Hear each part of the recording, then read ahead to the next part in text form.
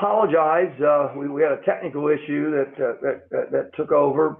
So in lieu of perhaps missing a couple of important announcements, I'm going to ask the superintendent to once again go over her announcements and talk a little bit about graduation as well.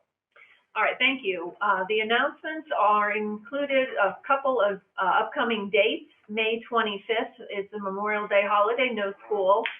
May 27th is the last day for seniors. That didn't change.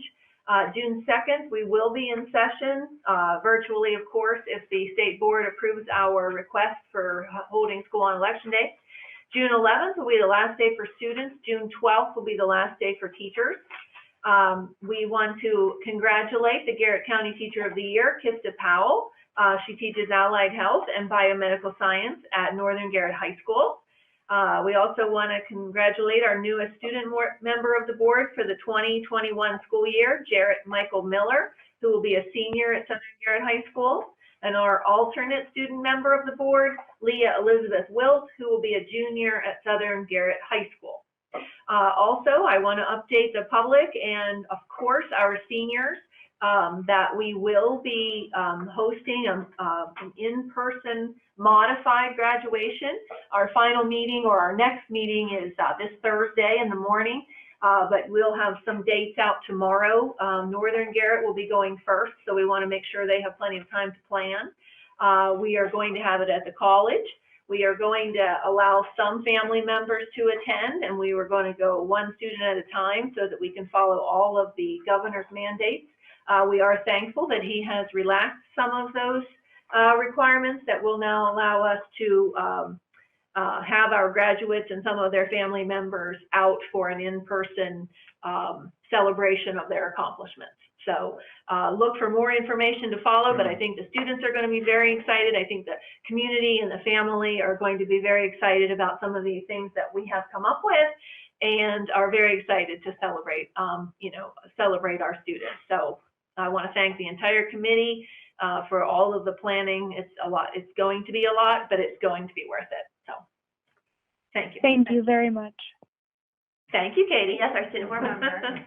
Yeah, thank you, Superintendent Baker. I know it's been a difficult thing to try to figure out how to properly do graduation this year with all the restrictions that we've been placed under, and we're thankful that it looks like some of those are going to be relaxed perhaps tomorrow, which will allow us to do that in a much better way. So that's great news. Thank you very much. You're welcome. Thank you. And I say yes, wonderful that seniors will be able to walk across the stage. Maybe not the way that we had hoped for, but at least walk across, receive their diploma.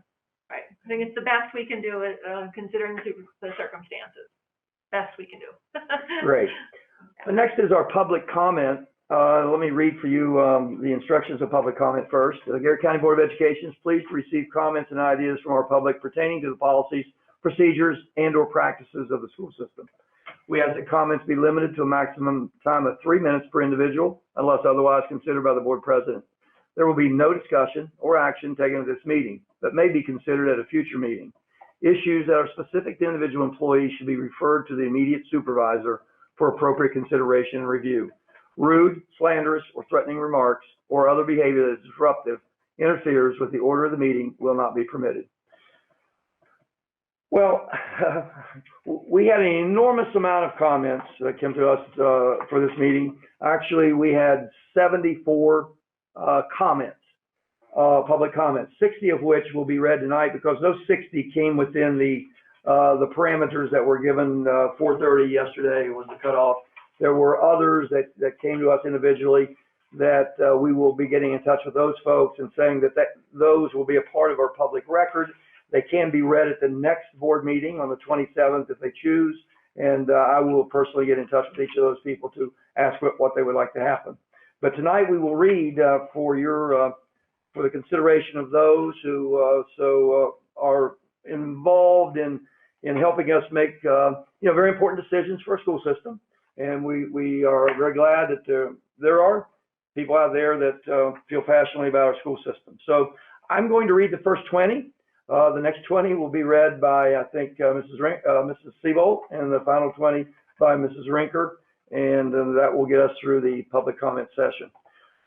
Dear Board of Education members, I'm a retired teacher of the Garrett County School System and a former assistant football coach as well. It is really exciting to hear about the major transition to the athletic complexes at both of our county high schools.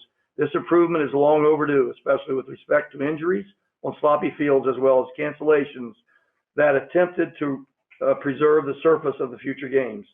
It is also neat that now at Southern, we will be able to finally host soccer playoff matches.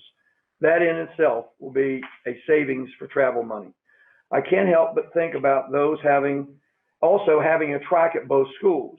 Now we will be able to host meets after years of traveling for every event. I wish to sincerely thank each elected member for making this dream come true. The entire community is in a positive buzz, and the timing, especially mentally, could not come at a better time. And that comes from Tom Bosley. Thank you so much, Coach Bosley, for your comments.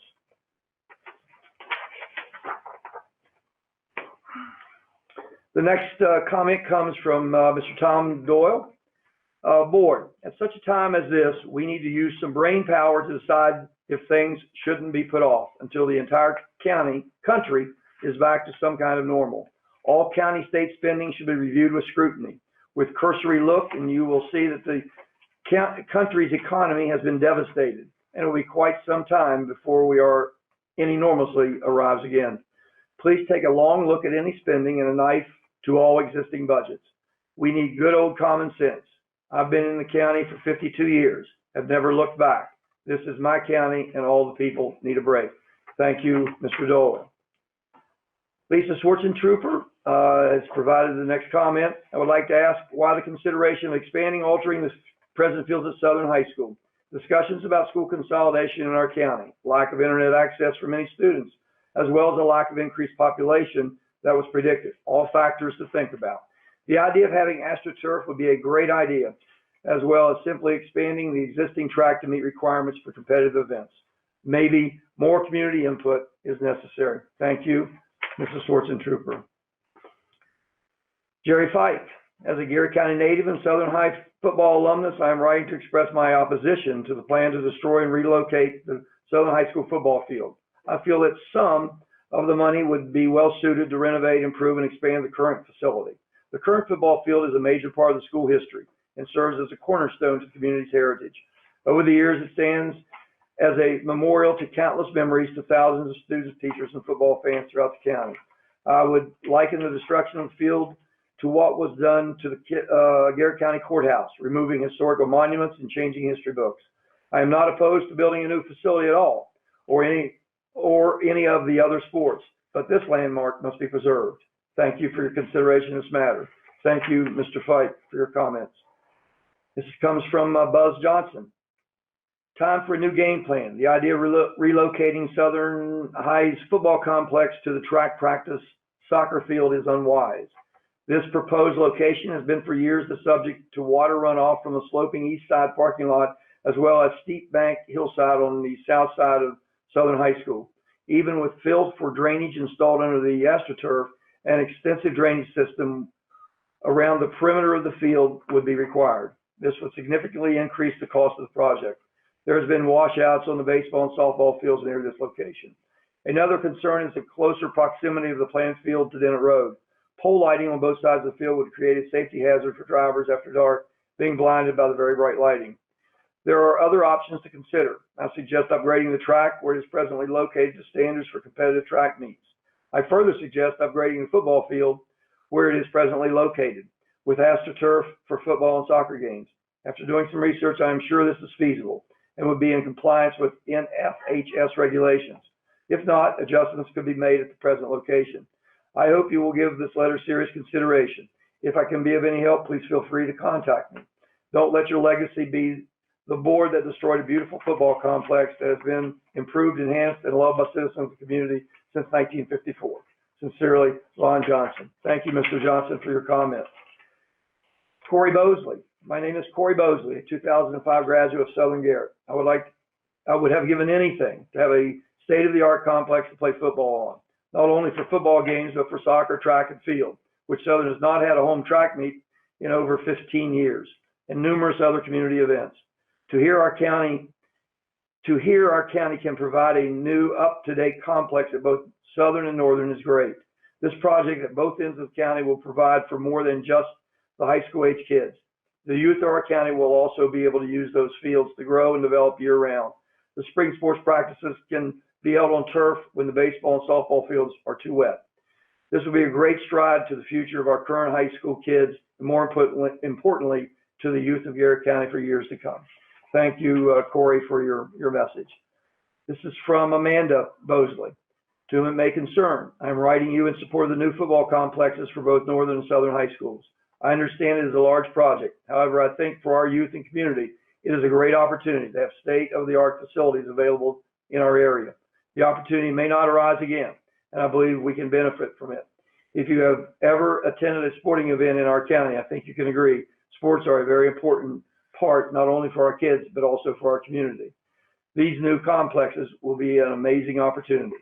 Thank you, Amanda, for your comment. Michelle Davis, I feel that the Board of Education should consider voting yes for the new field and track. Consider the students and all that they have been through this year. If the state is wanting to help us, then you need to jump in and do it. Our track and field team has not been able to have a home meet in years. Let's put the needs of our students first. Thank you, Michelle, for your comments. Matthew Ashby, I had a small bird inform me that the athletic facility's facelift was going to be stopped. My question is, why? Is there a good reason? Or do we just think the money would be better spent in another school district downstate? I'm not completely sure that I understand correctly, but I thought this money was a grant. So that means that it doesn't need to be paid back as long as the plans proceed as the money is issued. I don't understand why anyone wouldn't want to improve our schools, facilities, and our community. It will only help our students and county prosper.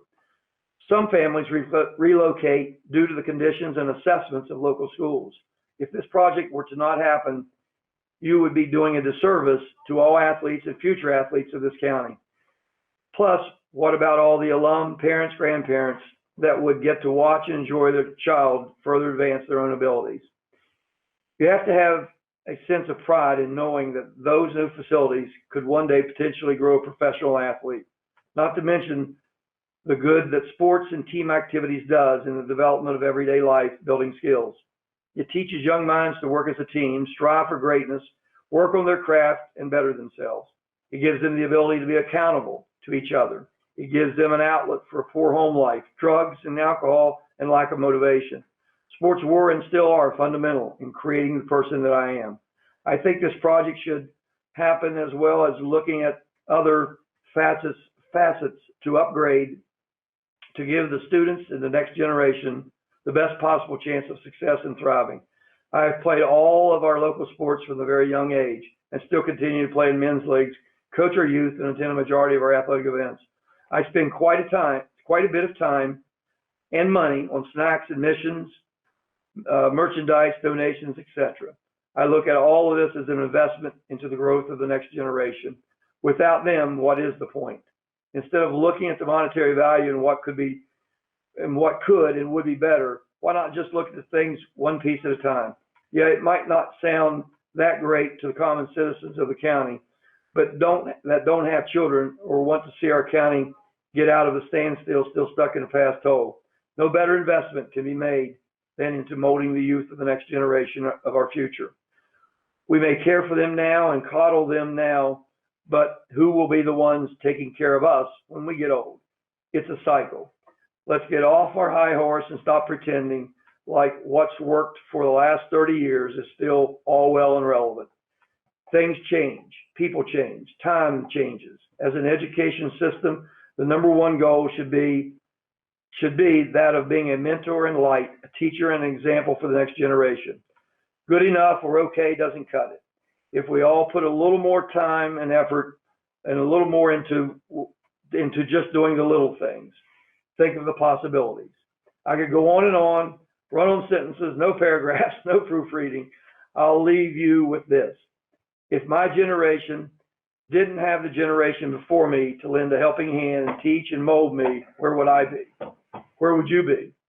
We can either look at a bright future or sit back and watch what could have been. Thank you. And that comes from Matt Ashby. Thank you, Matt, for your comments. Next one comes from Eugene Bosley. We as a county have a great opportunity to enhance our facilities at a minimal cost to the board. Artificial turf will make it possible for both schools to play football and soccer on regulation fields.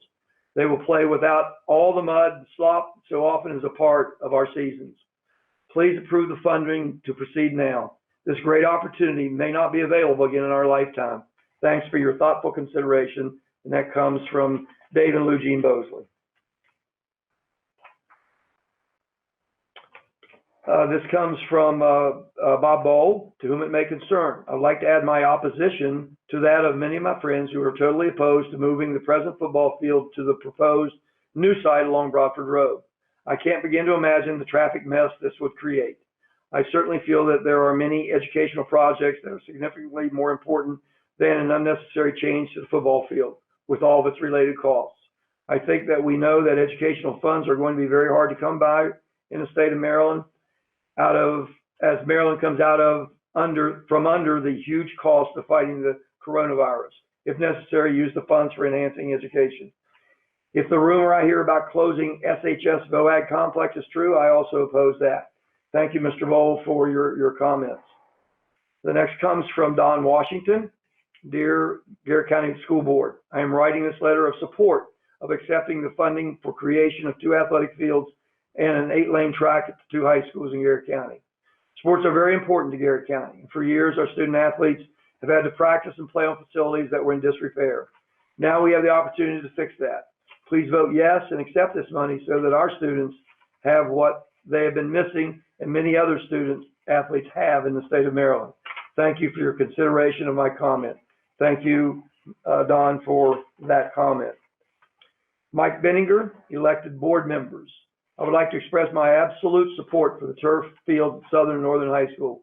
This is a once-in-a-lifetime opportunity to take advantage of state funding for a long overdue project. Garrett County historically has a short growing season and grass fields are very hard and expensive to properly maintain. These fields are used not only by our high school students, but also by our youth programs. Virtually all outdoor sports and activities, including band, at the high schools and youth level benefit from these projects. Extracurricular activities are a vital part of our students' development, and these fields are a critical part of the infrastructure to support these activities. I would like to reiterate to the board that these funds can only be used for these facilities, and if the funds are not utilized for the benefit of our students, they will go back to the state and lost forever. I would urge each of you to vote for our students and take advantage of the opportunity. Thank you for your consideration. Thank you, Mike, for your comment. Cambria Bosley, to whom it may concern.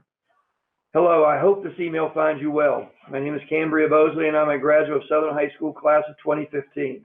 I am writing in regard to the new sports complexes being built for both Southern and Northern Garrett. Being a student athlete and big supporter of Southern sports, I believe it is 100% necessary for both schools to receive this far overdue, much needed upgrade to our outdoor sports facilities. Building these new facilities will spark more interest in these outdoor activities and sports for the community and get more students involved in sports and being active. Being active in the adolescent part of life is extremely important for health and well-being of each of us. These upgraded facilities can help promote health and wellness for students all over the county. Most schools in the state of Maryland and neighboring states have these opportunities and upgraded stadiums. I believe it's time to give our student athletes the same chance and give them the facilities they deserve. Thank you for taking the time to read this email. I wish you well during this uncertain time. Cambria, thank you for your comment. This comes from Fanny Johnson. I'm writing in opposition to the relocation of Southern Garrett's football soccer field to the track field walking area. I feel that any upgrades to the football soccer field should be done just where it is located since 1954. The track field should also be kept where it is currently is and upgraded as required at that location. Do not combine the football soccer field with the track field. This would lessen greatly the track's availability hours and general accessibility to the public, taxpayers, for walking purposes. Many people of all ages from the community make use of the track as a walking track. It especially benefits those who are walking as a part of a rehab protocol after a stroke, heart attack, knee replacement, or weight loss, and many other general health issues. Walking there is beneficial for and utilized by many older citizens as a way to remain active and get fresh air. A fenced, level, paved track such as this is safer and less likely to present a danger for a stumbling injury, etc., than other walking trails and sloping elevations, bridges, gravel, dirt, grassy sections, or wildlife present. The current location is open and breezy, lessening the presence of insects for those with bee allergies, etc. Its proximity to Dennett Road makes it visible and safe from molesters and muggers. It is my understanding that the track was funded in whole or in part with open space money, so it's stipulation that it was to be accessible to the public for walking. Please consider these concerns. Please do not proceed with any plans to relocate the football soccer field to track location. Keep both complexes where they are currently located. Also, as timely aside, spending large amounts of taxpayer monies in these uncertain and money-strapped times for non-essential purposes is unwise and not to be recommended. A cost analysis study should be conducted. Many people are not aware of this plan due to the current situation and have not been able to get a newspaper. Thank you for consideration. Fanny Johnson. Thank you, Mrs. Johnson, for your comment. It comes from Mike Schweitzer, to whom it may concern. I am writing this short letter to convey an overwhelming support for the athletic field upgrades at both Southern and Northern Garrett High Schools.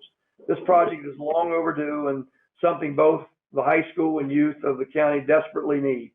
With the help of the local commissioners, state officials, and governor himself, granting funding for this project is truly amazing. With money allocated for such a project and the project alone for this county, it is very impactful. With an opportunity to have facilities that would require little maintenance for the future and rival surrounding school facilities such as Kaiser, Fort Hill, and Allegheny. Not to mention high school students would finally be able to host a track meet for the first time, to my knowledge, in decades.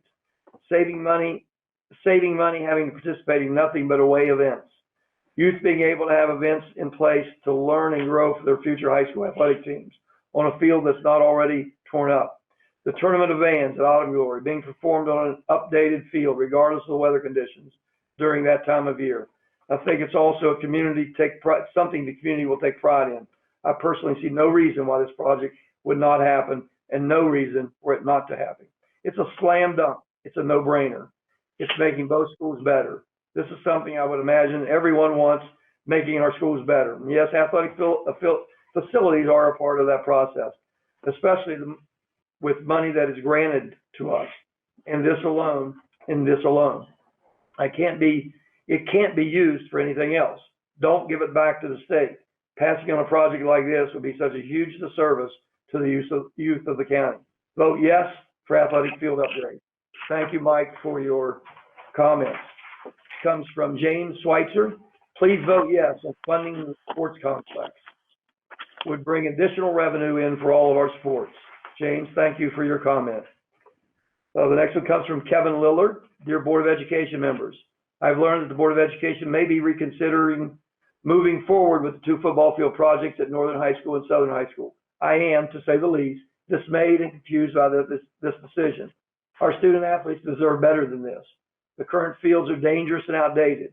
Even if the county is responsible for a portion of the funding, we certainly have funds to most other projects, and we may not get this money from the state of Maryland ever again in the future. With the funds from the state already earmarked for these projects, it would be a shame not to proceed as planned. Please consider moving forward with these projects. Kevin, thank you for your comment. Jim and Mary Lynn Bosley. Dear Board of Education members, as a former Garrett County teachers, 1973 Southern High School graduates, and avid sports fans and supporters, we want you to know how thrilled we are for the new sports complex at both Southern and Northern. It is exciting that the future generations will be representing our community with pride at these state-of-the-art facilities. Take a minute to imagine how honored our students must feel knowing that our Board of Education believes in them so much that they will invest with them in this way. Thank you. Thank you, Jim and Mary Lynn, for your comment. This comes from Ed Panther. Dear Board of Education, the football fields at both Northern and Southern high schools have far surpassed their useful lifespan. Please move forward with renovations to both fields. Thank you, Ed.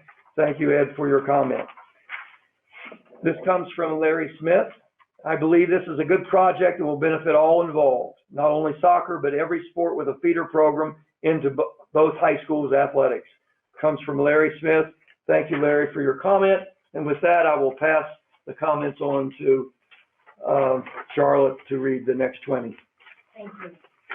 The first one is from Jenna. I do not have a last name. It's, and Jenna says, I think this is a wonderful idea. I ran track for 2 years and was sad that we did not have the best track to practice on or be able to hold meets at. This will be an amazing asset to Southern High and the community. Next is Jonathan Price. Dear board members, I want to thank you and congratulate you for all of the work that has been put into this very important project.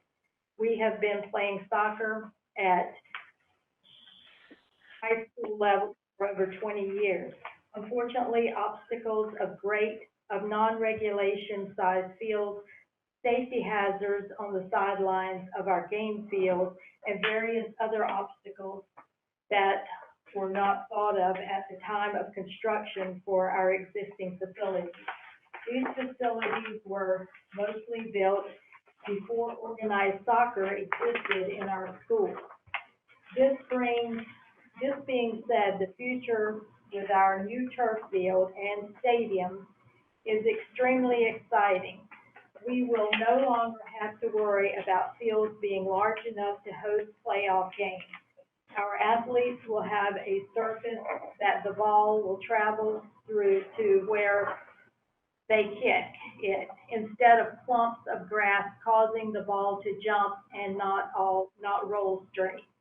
We won't worry unsafe playing surfaces along the sidelines. The new stadium will also provide encouragement to the more than 500 kids playing youth soccer, only in the southern end of the county. For all of these reasons, I encourage you to please continue to support this project and provide our communities with 2 new much-needed sources of pride for our student athletes to display all of their hard work and enjoy the admiration of very supportive and appreciative community. Thanks again, Jonathan. Thank you for your email.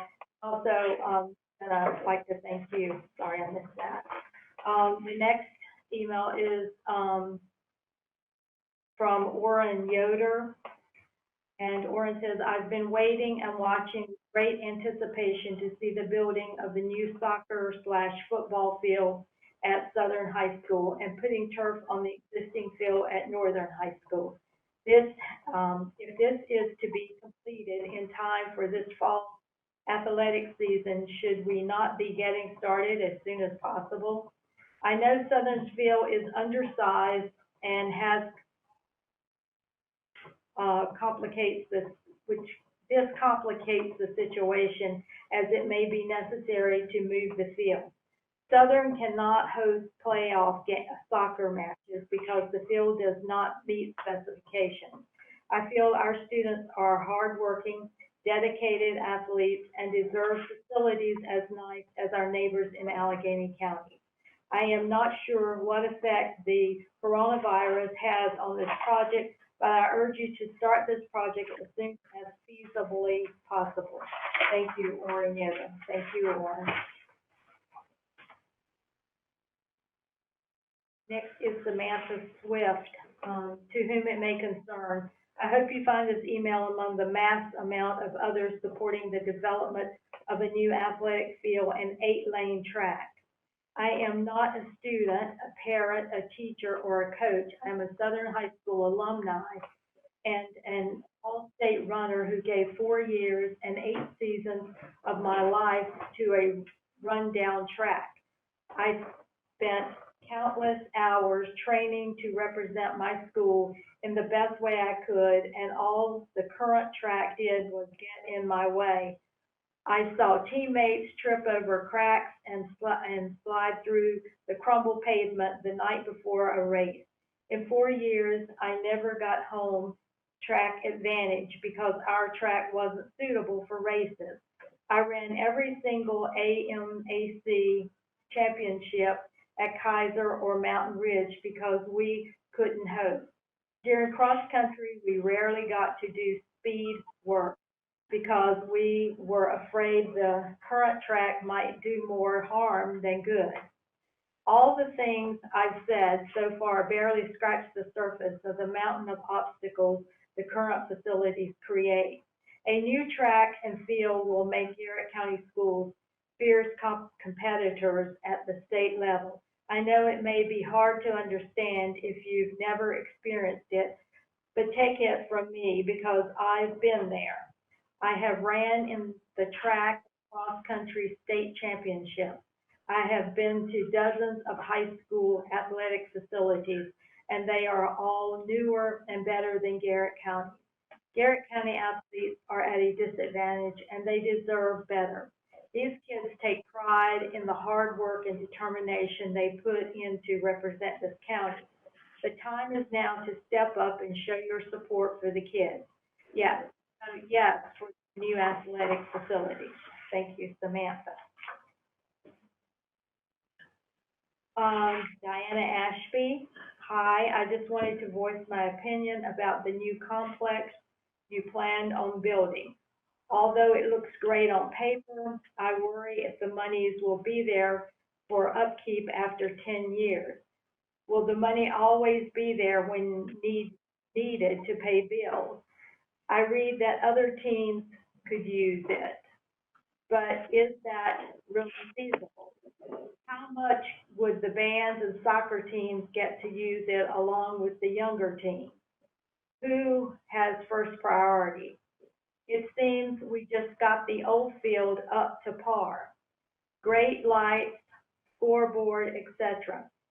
It seems it has everything that is needed. Bathrooms, concession stands.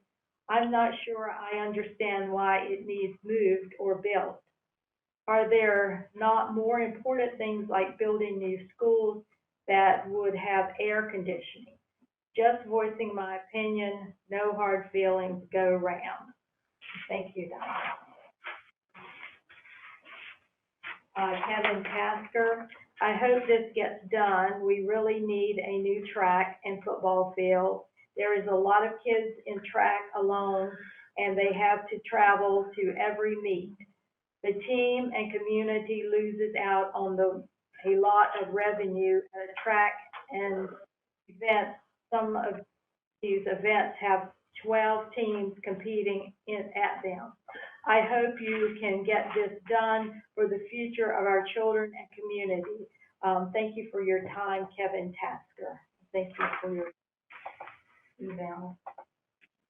Okay, here's the one they are betting that I messed up on. Julia Hook, Chicago.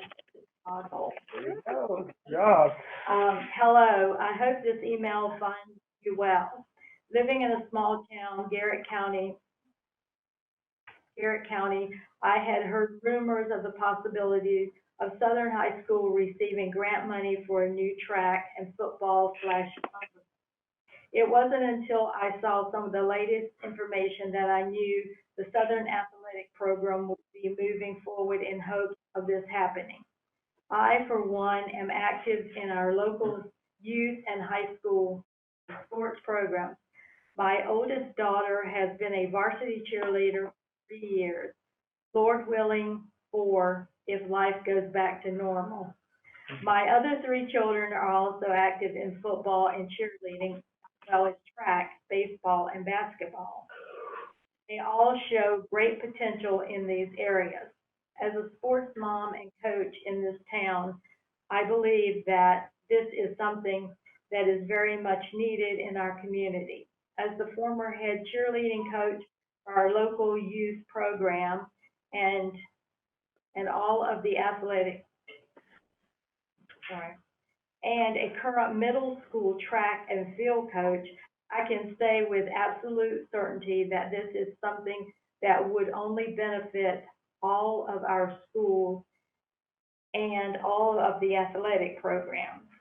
We are currently not able to hold track meets here at Southern High School, and we always have to travel to other areas to be able to participate in them. I would love to see all of the opportunities that may open up if this were to happen. Imagine how much money we lose by not being able to hold such events. As a proud Southern Ram fan, mom, coach, I, for one, am praying that this is able to happen. Our kids deserve to be playing on, with, and for the best we can give them. Our high school alone has shined in its athletic program all across the board. They deserve better, and I believe this is part of making it better. Thank you, Julie.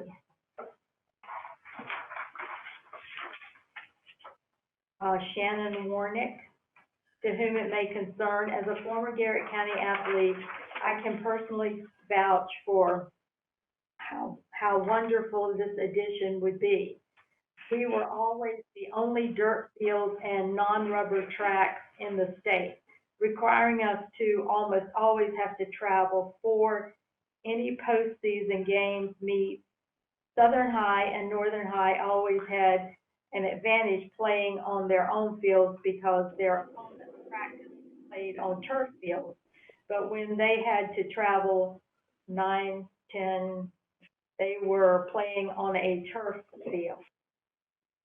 After several weeks in the fall sports season, the grass fields would be destroyed with ruts from the football field and grass being ripped up, leaving huge dirt spots. This definitely makes it very hard for soccer players and even football players. As for an 8-lane track, assuming it will be a rubber track, it will save several athletes from unnecessary injuries. I cannot count the amount of injuries due to the asphalt we had to practice on, and also the wear and tear it took on shoes and spikes.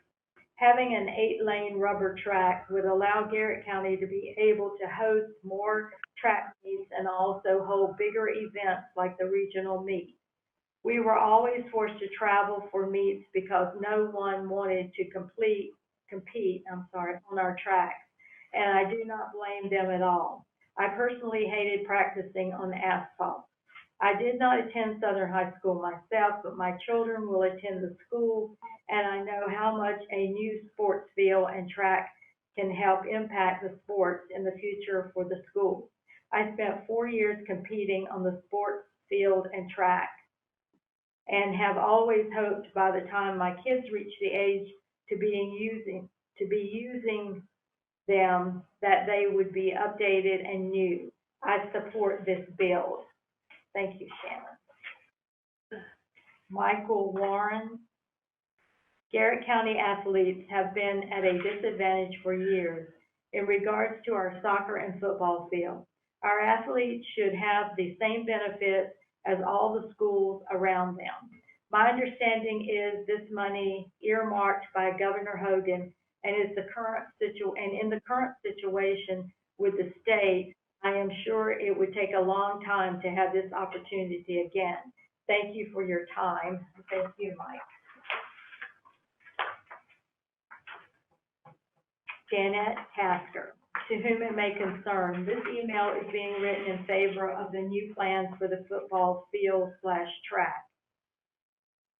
My boys have been involved in the youth football for 9 years, and my husband has coached for many of those. My family loves to travel to other schools to play because of their facilities.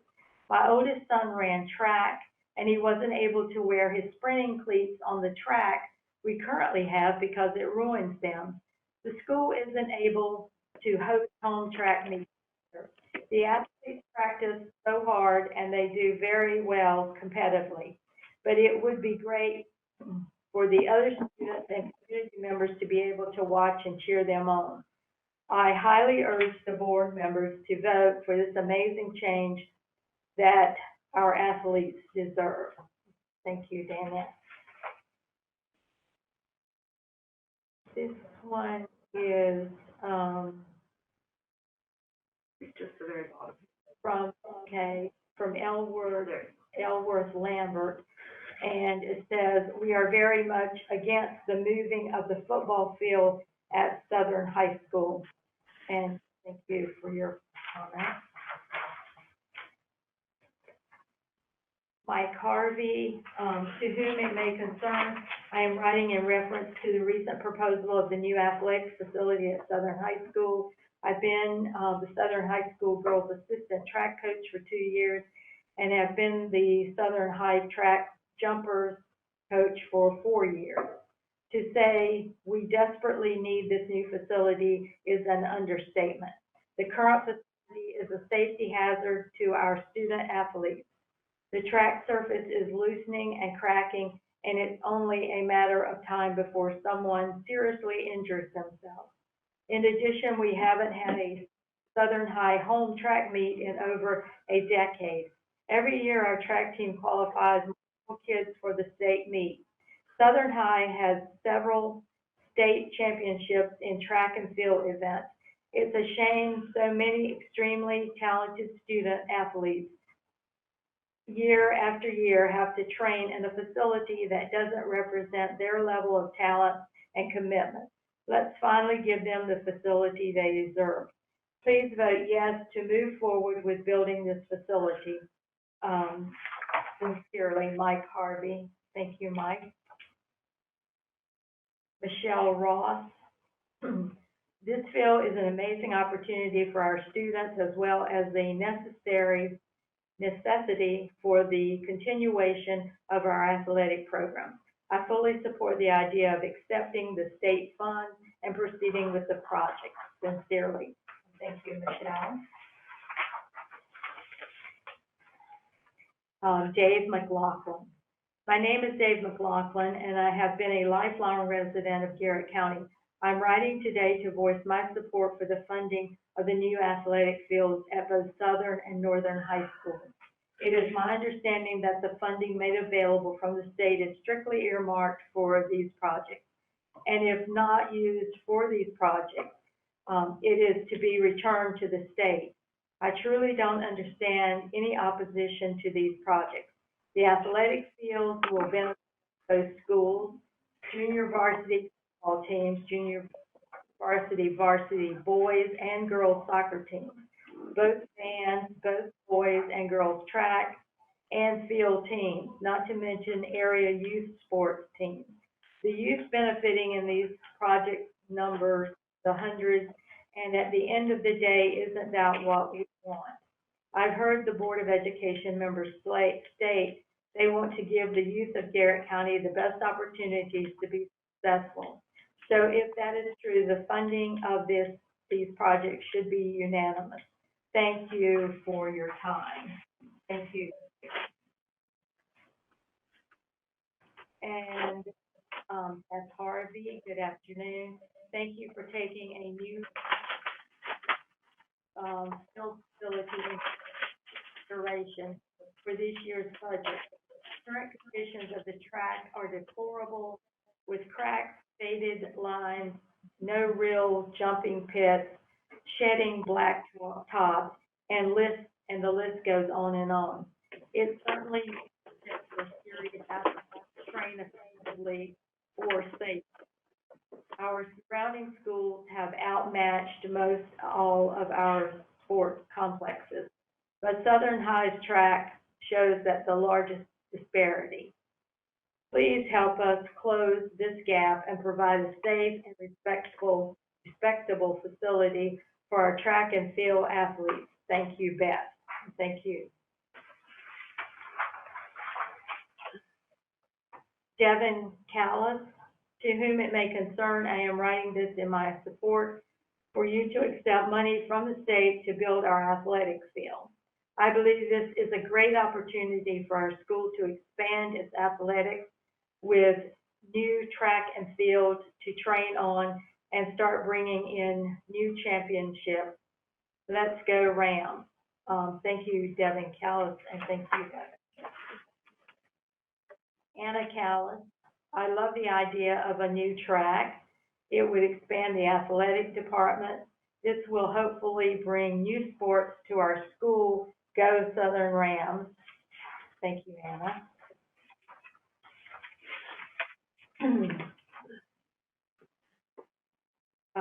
Okay, Anthony Moreau. Hello, my name is Anthony Moreau. I'm a student and an athlete at Southern High School. As a football player and track runner, the future turf field and new track would change both of the programs as a whole. The track is pretty beat up at the moment, and there is a gravel on the sides. Being a runner, I have slipped on it many times. That was not good due to the fact that I was out for a couple of days. It is not safe and it hurts. Another reason we should get a new track is because we could host track meets. Us kids love track meets. So we meet with kids and the program benefits. I have at middle school and I was going to help coach until the coronavirus hit. Personally, I love the track work for me and my fellow runners. As for the football field, I just started football this year. Football is now my favorite sport to play thanks to the program. The coaches tell us that it's not about football, it's a lesson for real life. The coaches didn't tell us to write letters. We want a change. Our field is all grass and dirt. When it rains, it gets muddy, and when it gets muddy, we have the chance to kick away the dirt to make it hilly. Some parts of the field are like this. Even though we have to maintain it, many schools in Maryland, such as the northern end, have better fields. Southern Garrett High School is the last to have this. Please, for all the athletes at Southern and all the football players that come to play at Southern and the coach, please do not oppose this. This is a new opportunity for everybody. Thank you for reading this. Anthony, thank you for sending it. June McRoby, Southern Garrett deserves a new field and track. Thank you, June.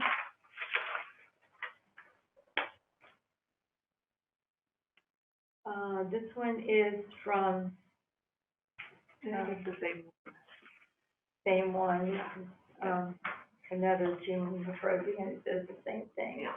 Okay, thank you. Thank you. Mr. Ranker, your turn.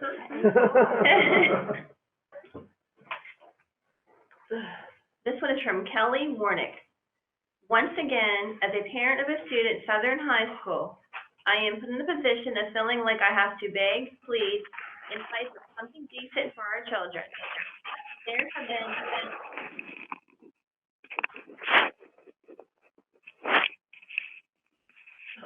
in the last several years that I have felt like the administration, including elected officials on the board, have had the best interests of the children that attend Southern High School in mind. As a parent of a student athlete, we are continually slapped in the face when attending away sporting matches. We are often met with beautiful tracks, beautiful football fields, and an atmosphere that allows the students attending there to have pride in their school. We have a track that has not been touched since the 1980s. We cannot have home track meets here as our track does not meet regulations. We have to have our homecoming for track and field somewhere else because our administration has refused to do upgrades to the track until now. Our football field is in the same condition. There are holes all over the field that makes the field not only unsightly, but also unsafe. These kids want to have pride in their school. They want to be proud to be a student athlete of Southern High School, but are constantly reminded when they attend events out of area that our administration and board don't think that they are worth it.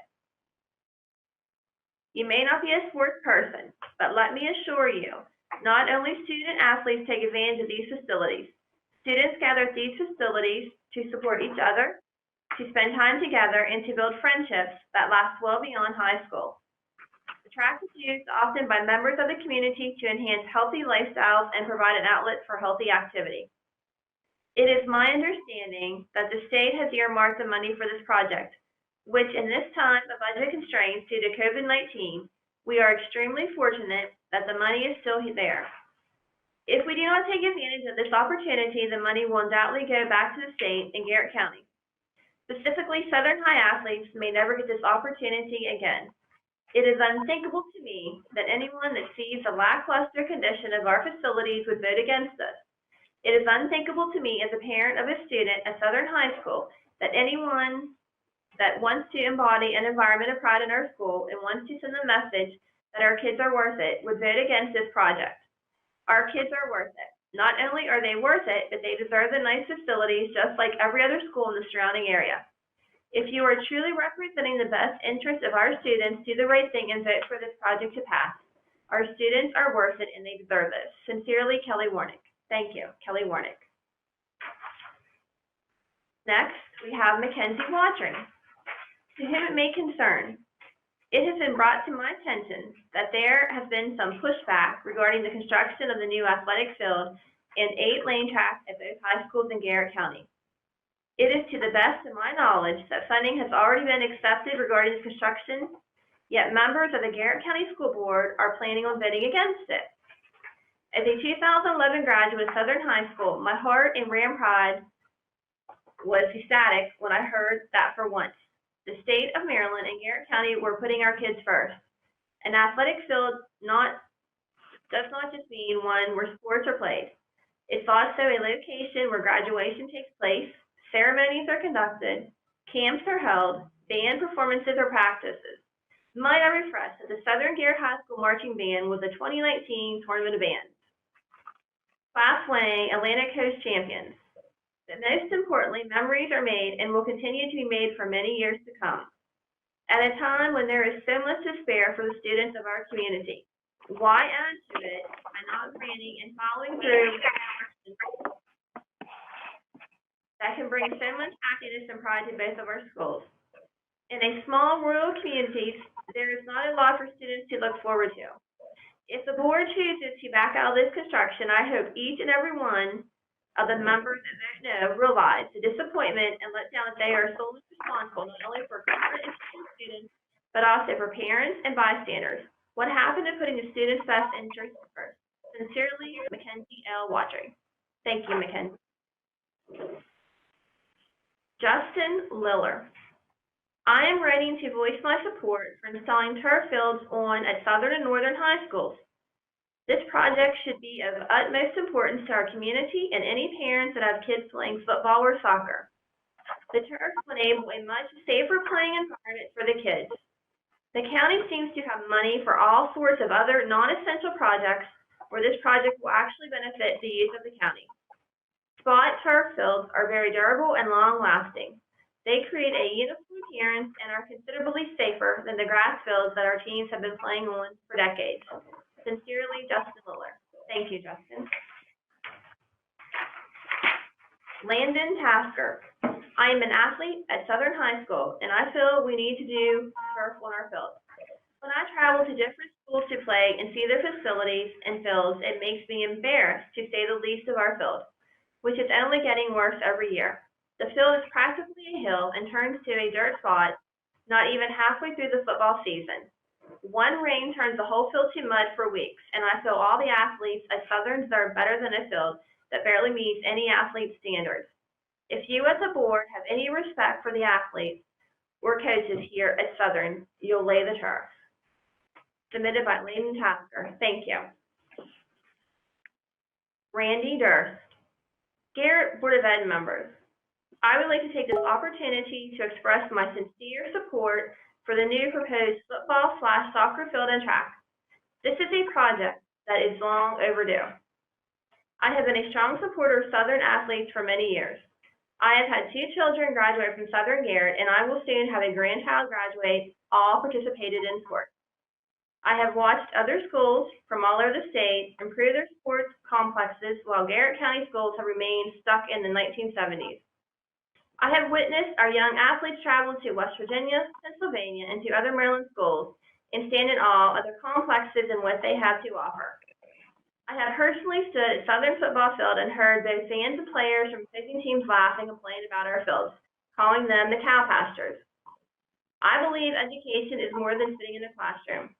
It is also learning teamwork, working hard, and having pride in yourself, your team, and your school. I worked and retired from the great state of Maryland. It is my understanding that the state is willing to fund approximately 95% of the cost. From my experience with the state, I will assure you, if this funding is not used for the children of Garrett County, then it will be used and welcomed into the inner city of Baltimore. I know this is probably a no-brainer, and I have faith that the current Board of Ed will support our children without hesitation. Our political representations have taken the bold move of asking for the funding because they were wise enough to see the need. Governor Hogan has also solved the need by approving the funding. Now is the time for the Board of Ed to do the right thing and approve this long overdue enhancement to our beloved school. My bet is that this will be a one-time offer. There probably won't be a second chance. If you need me to come and comment personally, I will do it. I feel that strongly about the project and our students. Thank you for your support of the athletes and students of Southern High School. Sincerely, Randy Nurse. Thank you, Randy. Kendra McLaughlin. Offer my support for the funding of the proposed athletic fields at Southern High School and Northern High School. Athletes was a huge part of my life and the life of all of my children. Besides the idea of an enhanced football field, I'm excited about the idea of a useful track and field. I think we have a unique opportunity to take advantage of funding that might not be available again, and I hope you are inclined to make this happen. Thank you for considering my point of view. Kendra McLaughlin, Southern High School class of 1987. Thank you, Kendra. Karen Kiefer. To whom it may concern, I would support the improvement to the field and track at Southern High School. I have 2 children who ran track, and Southern High School was unable to host meets due to the conditions of the track. We also use the stadium and field for Pee Wee football/cheerleading. I believe these improvements would help our community, not just the high school kids. Sincerely, Karen Kiefer. Thank you, Karen. Janet Keppel. Board members, I would like to take this opportunity to voice our support of the proposed football/track project. My oldest son is a Southern Middle School student who participated in the unstanting track team. He ran last year and was able to practice a few times this year at Southern's track for the season was cut short by COVID-19. After attending every track meet last year, all in West Virginia, I was able to see firsthand the poor condition and quality of our track.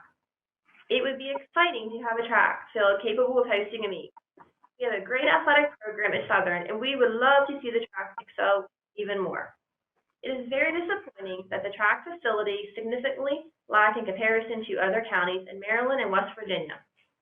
The current track has a set of bleachers while functionally sit on. They are not useful to view practice events. The public bathroom proximity is approximately for the parking lot, but not the track of soccer and softball fields. If the project is approved, I look forward to being able to watch our sons practice and compete on our track. Thanks for taking the time to review our support of the football/track project. Sincerely, Janet Keppel, the Keppel family, Oakland, Maryland. Thank you, Janet.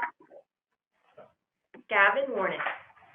This letter is for the opposing proposition of the turf field and 8-lane track. For me, being a part of the football program at Southern High School is something that I love. The field conditions are not suitable for us. The field is very uneven.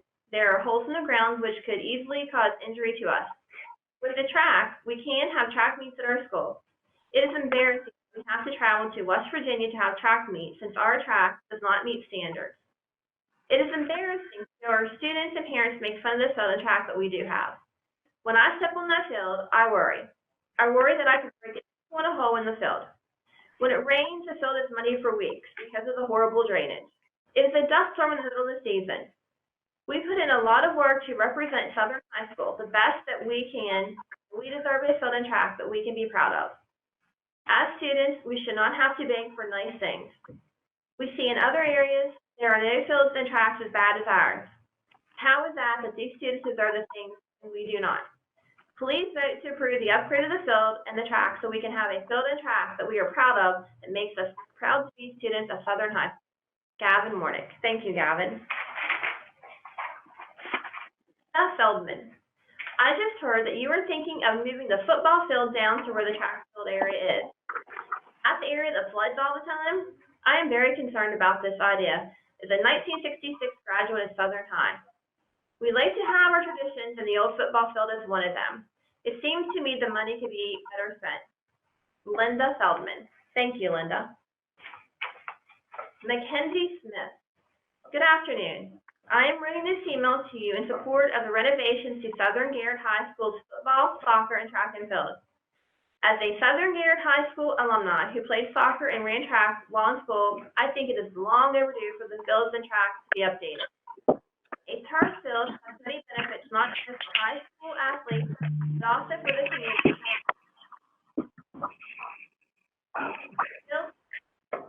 The fields and track are used by many of our community members year-round.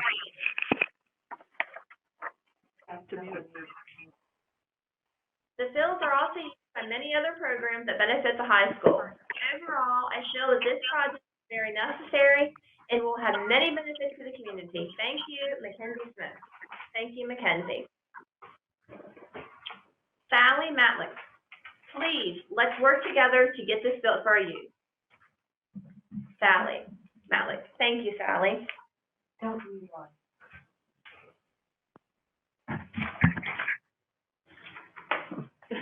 Just ask it. Trevor? Could everyone on our phone call mute, or we're gonna feedback? Thank you. Thanks. Hello. I wanted to express my support for the potential turf field renovations at Northern and Southern Garrett High School. I believe this would be a fantastic long-term investment for the kids in the communities. From a usage standpoint, I think this is a slam dunk. You no longer have to worry about an on-field conditions for potential sporting events that could severely be hampered by the current problems that arise when it rains for multiple days a week, especially in the fall. Breaking it down into a micro level, the following things will see a major boost, both short and long term.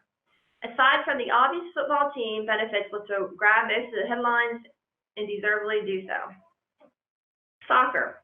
The speed of the game at Southern Northern right now is severely damaged because of the current field conditions.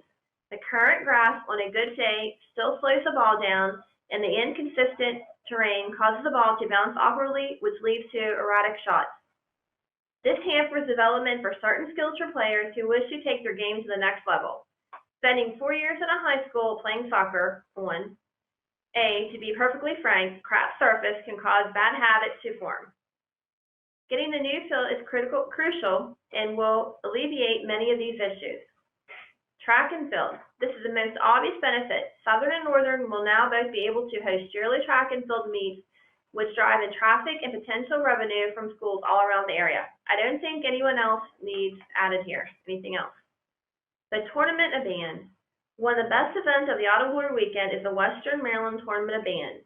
By promising a field turf surface along with the other upgrades, this will now be a premier destination every year instead of having to hope and pray that no rain doesn't happen all week to provide a satisfactory surface for the marching and performing.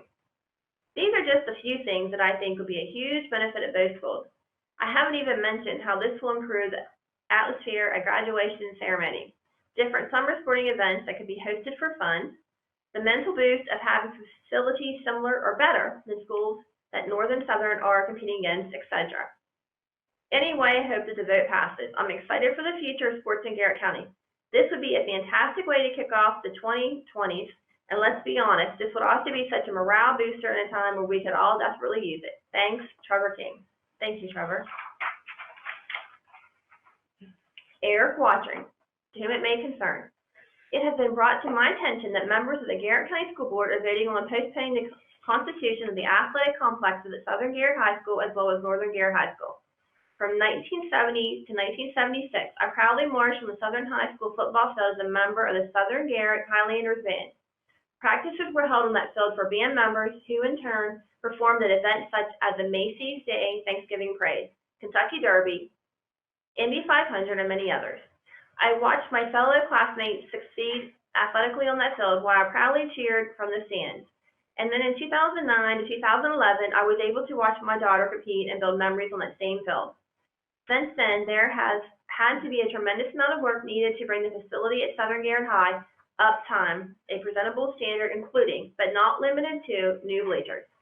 When traveling to the other facilities such as Fort Hills Greenway Stadium and even the facility at Mountain Ridge, it is irritating how much the state of Maryland forgets that Garrett County has students who are just as important. The state of Maryland has always and will continue to find funding to support drug rehabs, low-income housing, and many other grant-funded projects. Yet members are vetoing a project that benefits the youth. Did anyone stop and think that maybe if we promoted more activities that would take place at facilities such as the athletic complex, we could limit the amount of those individuals are needed in the above services? I now have the benefit of working with many students from Southern High School who were thrilled by the construction, but have expressed their concern and disappointment of being let down once again by the public school system. If members of the board continue to vote no on this project, I will personally hold you responsible for once again taking away from our students. Mary Wolf Weeks. Thank you, Mary. Brent LeMay. I'm not aware of the full situation, but me and my teammates have been talking about it, and we don't understand why we may not get the turf. I feel getting the turf and the track would definitely encourage more students to come out and participate in athletics. Compared to other schools, our school is lacking a lot of things that the other schools do have. Having that turf and track would definitely make the overall environment cleaner and just a lot better. That field isn't leveled correctly. Having turf would definitely encourage more adults and other students to come out and buy tickets to watch sporting events. What even is the drawback to acquiring this turf? Brent LeMay. Thank you, Brent. Ruth Hamilton. I am completely for the upgrade for the high school track and field sports areas. It would be such an asset to hold opportunities for our youth to hold track meets at home. Our current track is in the worst shape of any high school event I have went to in the area. Sincerely, Ruth Hamilton. Thank you, Ruth. Vanessa Edwards. I fully support this new upcoming project. This would be a great investment for Southern Garrett High School. Vanessa Edwards. Thank you, Vanessa. Brooks Carr. To whom it may concern, my name is Brooks Carr, and I am writing in support of the proposed turf athletic complexes for both Northern Garrett and Southern Garrett High Schools. I have many views of this proposal as a former athlete in the county, a former college baseball player, a college baseball scout, and a safety engineer. The words that came out of my mouth when I first heard about the proposal were, finally, our sports community has suffered long enough.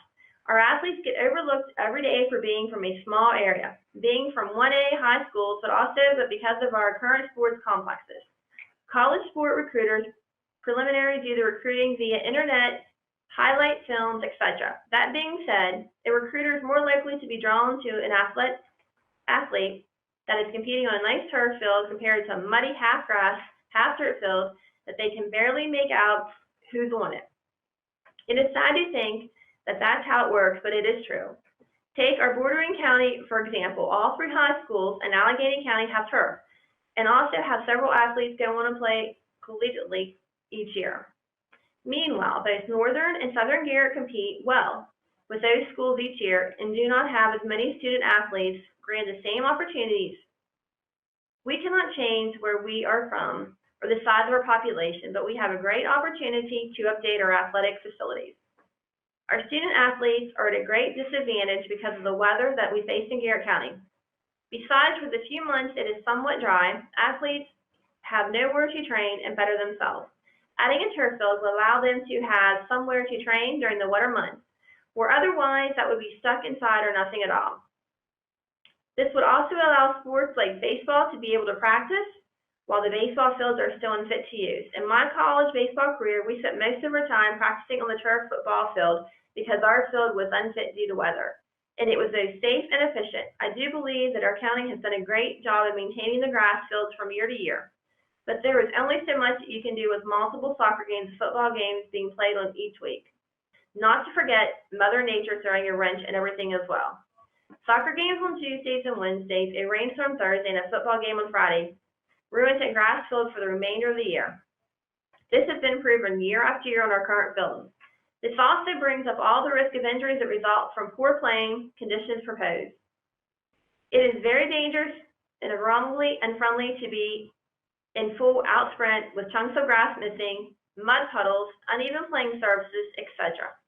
Some of the best athletes to come out of our community have suffered serious injuries from rough playing conditions.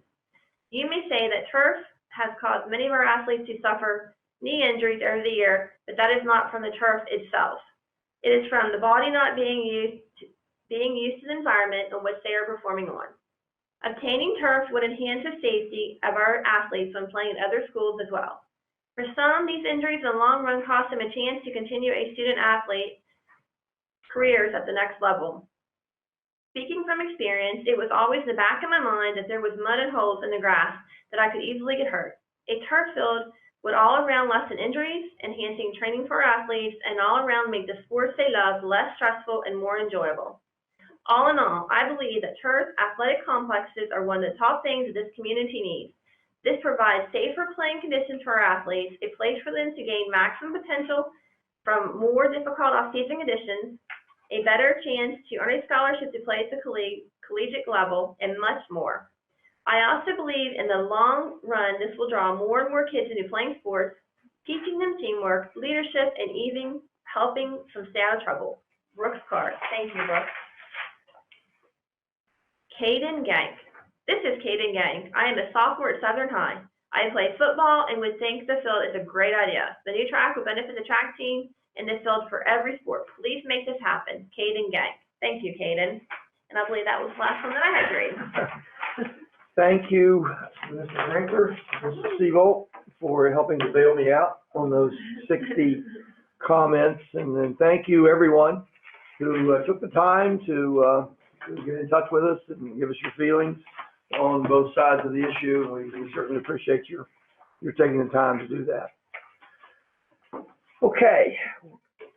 May I say the other one that we did get in after the time yesterday? We've read them all. Mm-hmm. And would you like to reinstate what you said earlier about the ones that didn't get to be read this evening? Yes, we received, there are 14 additional ones that we received after the time limit. Each of us have read them. Each of the board members have received them. We've all read them. I will be in touch with each of those individuals via internet tomorrow to assure them that it is part of the record and ask them, do they want those read at the 27th board meeting that we're having, the special board meeting. We'll be glad to read theirs as a part of the record as well, but they will be a part of the public record. So again, thank all 74 of you for taking the time to give us your feelings about this extremely important project that we'll be talking about in just a few minutes. Okay, we are ready to move forward with the next part of our agenda, and that is the JEB enrollment requirement procedures. And this is an informational item. Yes, that should be Dr. Law. Yes, hello. Hi, Dr. Lauber, how are you? Very good. Yourself? We're wonderful. None of us have a voice at the moment, but we're wonderful. Other than that, though, you're healthy. Yes, we are. We're blessed. Can't complain. This is looking at procedure JEB, the enrollment requirements, and we made one, I would say, small revision to it. We specified more of the documents that could be submitted for proof of residency in the county.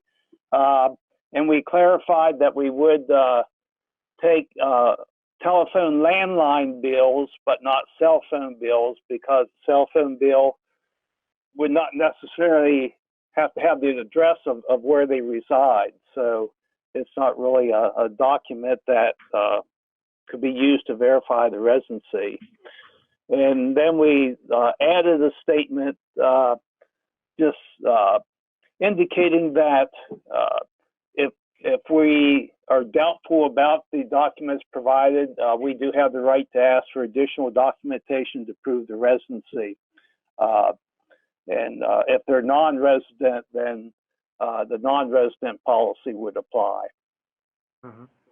Okay. This is an informational item only, but I will ask if there are any comments, questions, or concerns by any of the board members.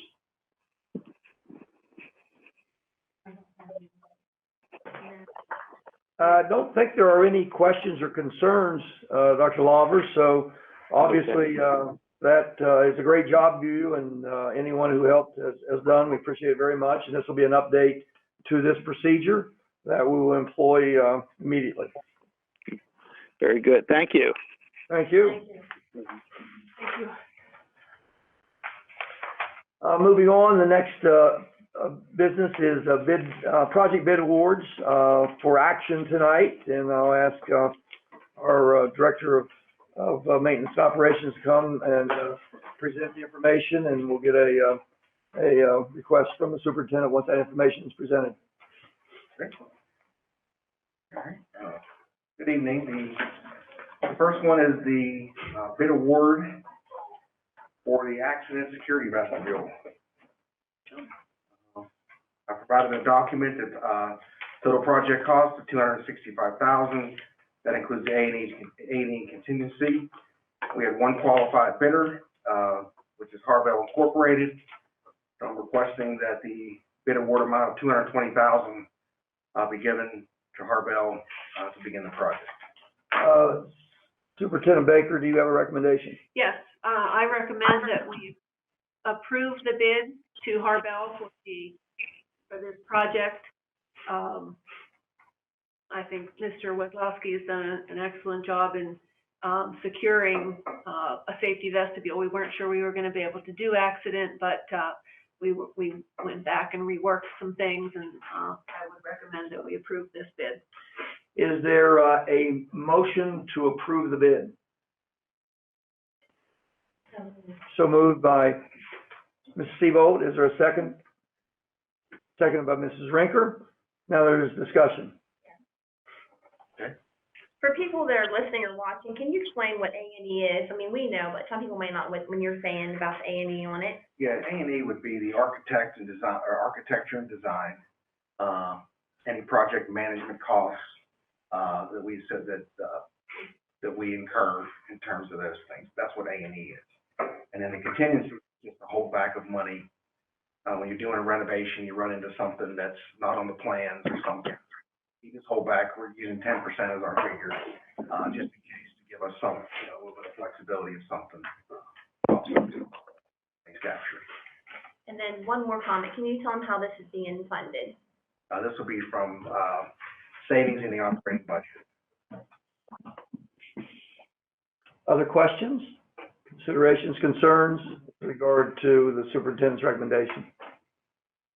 I will say that the security vestibules was one of the foremost items that Dr. Lever's School Facilities Committee proposed to us as something we should do as quickly as possible, so it certainly fits into our study as well.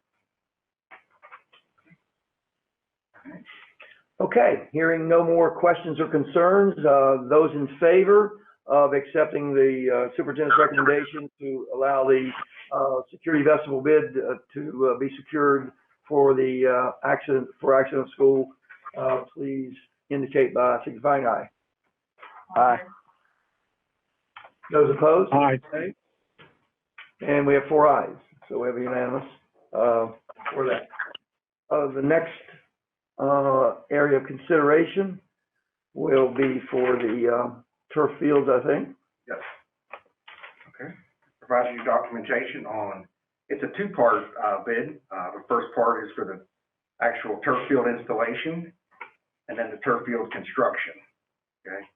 With regard to the turf field installation, the funding is a combination of the capital grant program, county government, and the Board of Education. The total cost of the project, $2,873,798. There's an A&E contingency of $354,432. As part of that, we had 8 qualified bidders. I provided the board a bid tab with each one of those bids. The low bid was from Sprint Turf at $802,052. So I'm requesting the bid award to Sprint Turf for $802,052. Okay. Okay, so are you doing this in 2 separate proposals or one? I can just one continue total? and then do one. Yeah, let's do one total proposal. Okay, that's fine. Okay, and then part 2 would be the actual field turf construction. Still the same total cost for the project. We have 5 qualified bidders from the bid attached bid sheet. The low bid was $1,958,754. The amended bid was comes to $1,717,314. So I'm asking tonight to award that bid to Byco Enterprises, and that amount to do the field turf construction. Madam Superintendent, do you have a recommendation? Yes, thank you, I do. As you all heard from the many folks that wrote in, this project means a lot to a lot of folks. Several people said in their writing, that people are excited about this project, and, frankly, we need something to get excited about right now. There were a few people that wrote in opposition, and I think some of their concerns can be worked out. We also want to make sure we thank Senator Edwards. Delegate Beitzel was also very much in favor of the project, the county commissioners, and certainly this school board for considering this turf project. I think it will be a tremendous asset to our athletes, to our community, and I'm extremely excited about the project. I want to thank Mr. Wazlowski. This has been a lot of work for both he and his team. And I would very much appreciate a yay vote. So my recommendation is to move forward with the entire project at both Southern Garrett and Northern Garrett High School. Okay, the recommendation is to accept both components. I'm sorry. Could we get a clarification on the track, please? Yes, you want to Okay. clarify? Yeah, this project does not include the track at this point. Mm-hmm. That money's been awarded, but within this project, it's just for the field construction and the field turf. Mm-hmm. You might explain to the public listening, though, that there are dollars that have been allocated for the track. Yes, there's been $300,000 allocated through the same capital grant from the state to resurface and for the two tracks at both high schools. Mm-hmm. So as that unfolds, we'll move forward with the tracks. So the talk about an 8-lane track that is rubber is not in this, and is not even in the 300, unless we're able to work it out within the 300,000. Is that correct? Correct.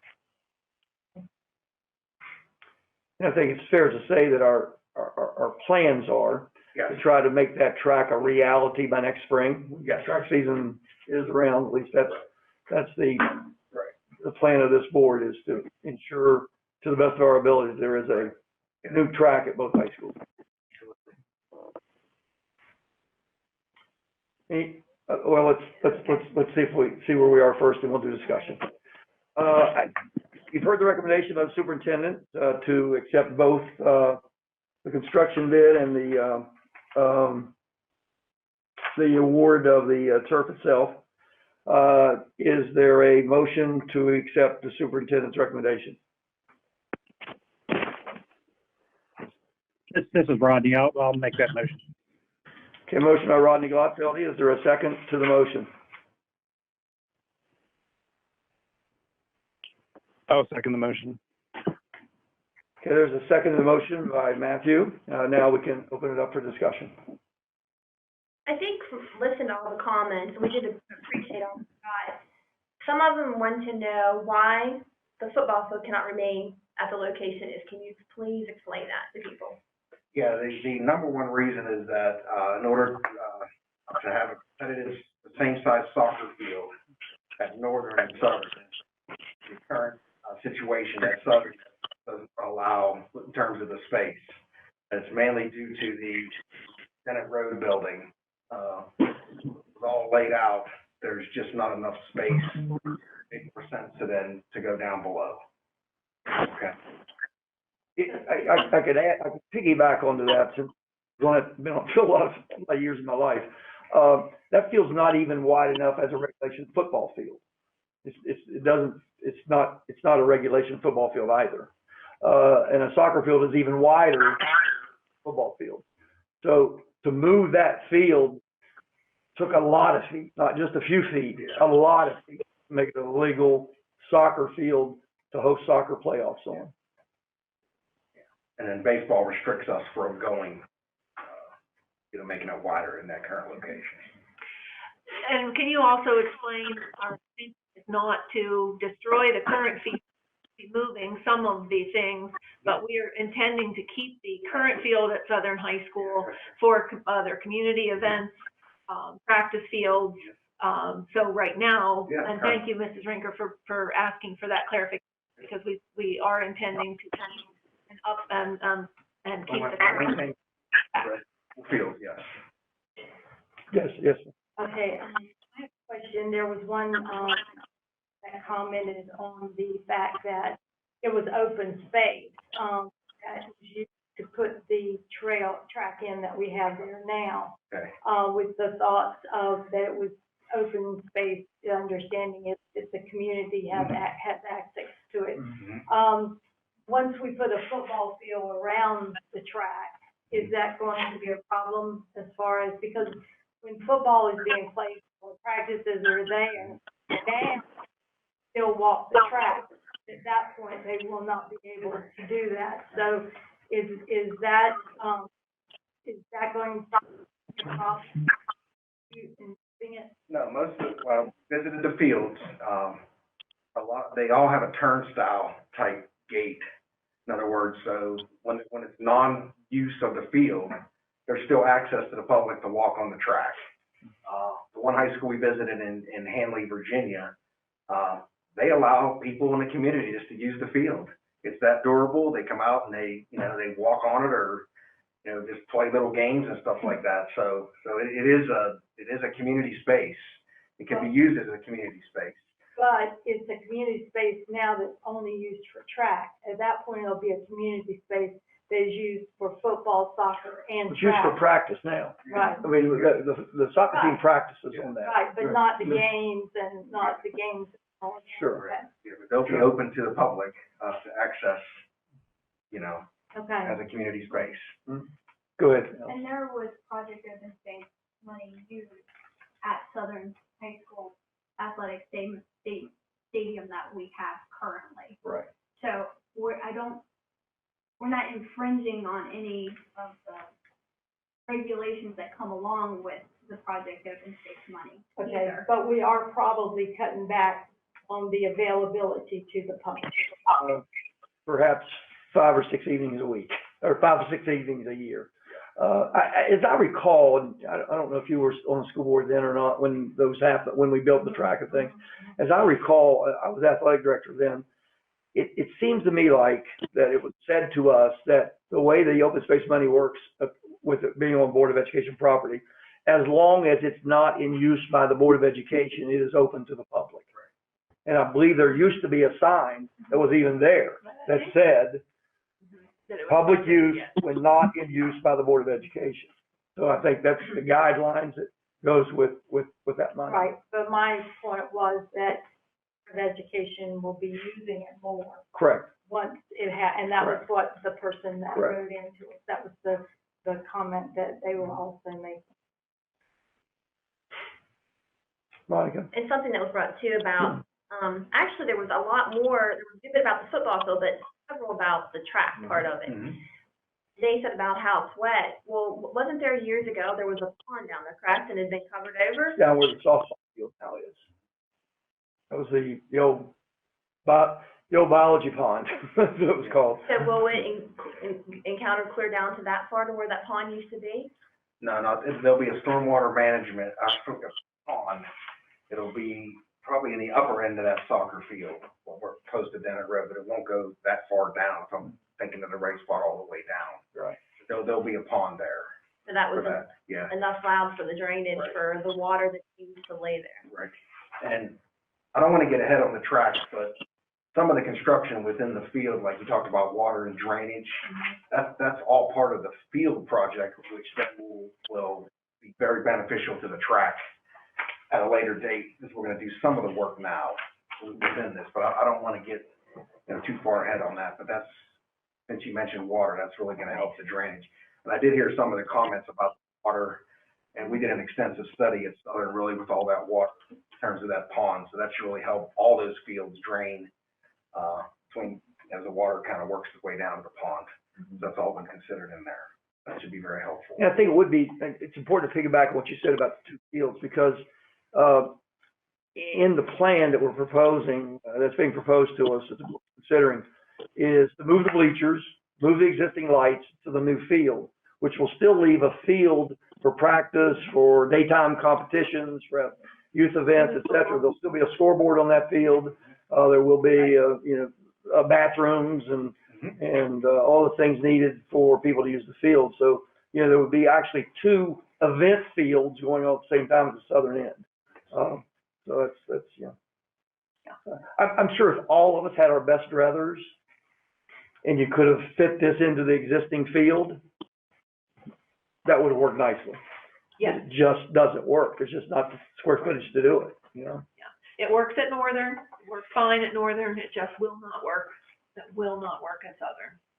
But, I wanted to address one more thing in a couple of the emails that came in. I think it's really important, and I think the board has considered it quite a lot as we've been talking about this project. And a lot of the people referred to it in their letters. We want to make sure that the public understands that it's not this project, or we could do one of our other capital projects that we know we need to do. It was either this project or no upgrade to our field. So I think it's really important that the community know that that this is earmarked specifically for this, and we can't use it for any other capital projects, just for the upgrade. It's the only funding source for athletic fields. So I think that's really important that the community understands, because we do have capital needs as well. But this upgrade, this money is dedicated to these projects. Yes, To piggyback on that, get the community to know, get the facts straight. Mm-hmm. There was someone said 95% was paid from the state, it's a full paid thing. So would you like to explain, that we got from the Governor Hogan where this project started and other funding sources for it? Sure. The capital grant, from the governor, in a delegation was $1,500,000, as part of the grant program. Board of Education, contribution, is $300,000. We're also counting on some savings in some of the other capital projects, specifically the front facade at Southern High School, and additional funding request from the county for $705,000. And the county is going to provide some other services, some gravel grading, some in-kind work from the county as well, correct? At least we're going to ask, right? We're going to ask, or at least ask for that help. That kind of got a little derailed with the COVID. Sure. And the county roads not working, and so that's still to be worked out. It's kind of snag with that. I think it is important to note that it's a project that originated the idea from Senator Edwards, Governor Hogan, to do something special for Garrett County because certainly we need something. And, I guess the thing that's most made me the happiest about the project is the fact that the county commissioners have been so supportive of this project. I mean, they have really been able to support our project. And that's very, very heartening. And, we're all thrilled that unless the virus kills it, we're going to have an 89-11 split to do a lot of construction in this county that we never dreamed of. And that's also a salute to the governor and Senator Edwards and Delegate Beitzel and the county commissioners for all the things that we see as the future for this county. So it's a terrible time, but there is a really nice light out there that I think someday we're going to be all grateful for. Great. I have another Sure. question. Unless Matt or Rodney has something. I was just going to say, as many of you know, look at this project, and certainly with a lot of the other needs we have in our system, you would question if this is key priority, but the issue is that we have the money for this project and we don't have the money for other projects. And so having those funds, we really can't afford not to take them for the project. And I think that we have to do the best we can to be smart on everything, looking at all these issues that have been raised to make sure we address them. But I think I hope that as supportive as the commissioners have been of this, that we can get them to be supportive of some other projects as well, and that we can move on, especially with this 8911. And we do thank Senator Edwards for his work on that. And I know that this has been a project that he and the governor and the commissioners have been working on. So in honoring their work and moving forward, we'll see how this goes, but we hope that we'll be able to address a lot of the other issues that have been raised as well. Rodney, do you have any concerns, comments, or questions? I agree with Matt. It's hard to turn down $1.5 million when it's just it's given to you by the governor to help you out on something that's been needed in the community for many years. I really I think it's a good opportunity both at the southern and the northern end to upgrade our facilities. I know I was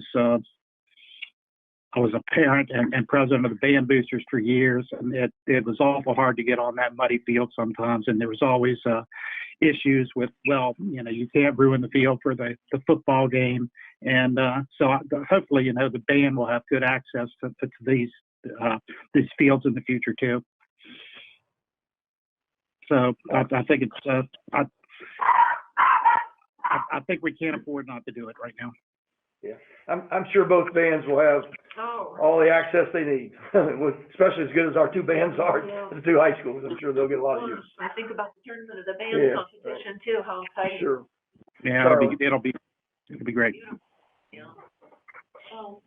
Yeah, I just wanted to say something really fast if I can. Sure, you I'm sorry. Okay. No, you chime right in. Okay.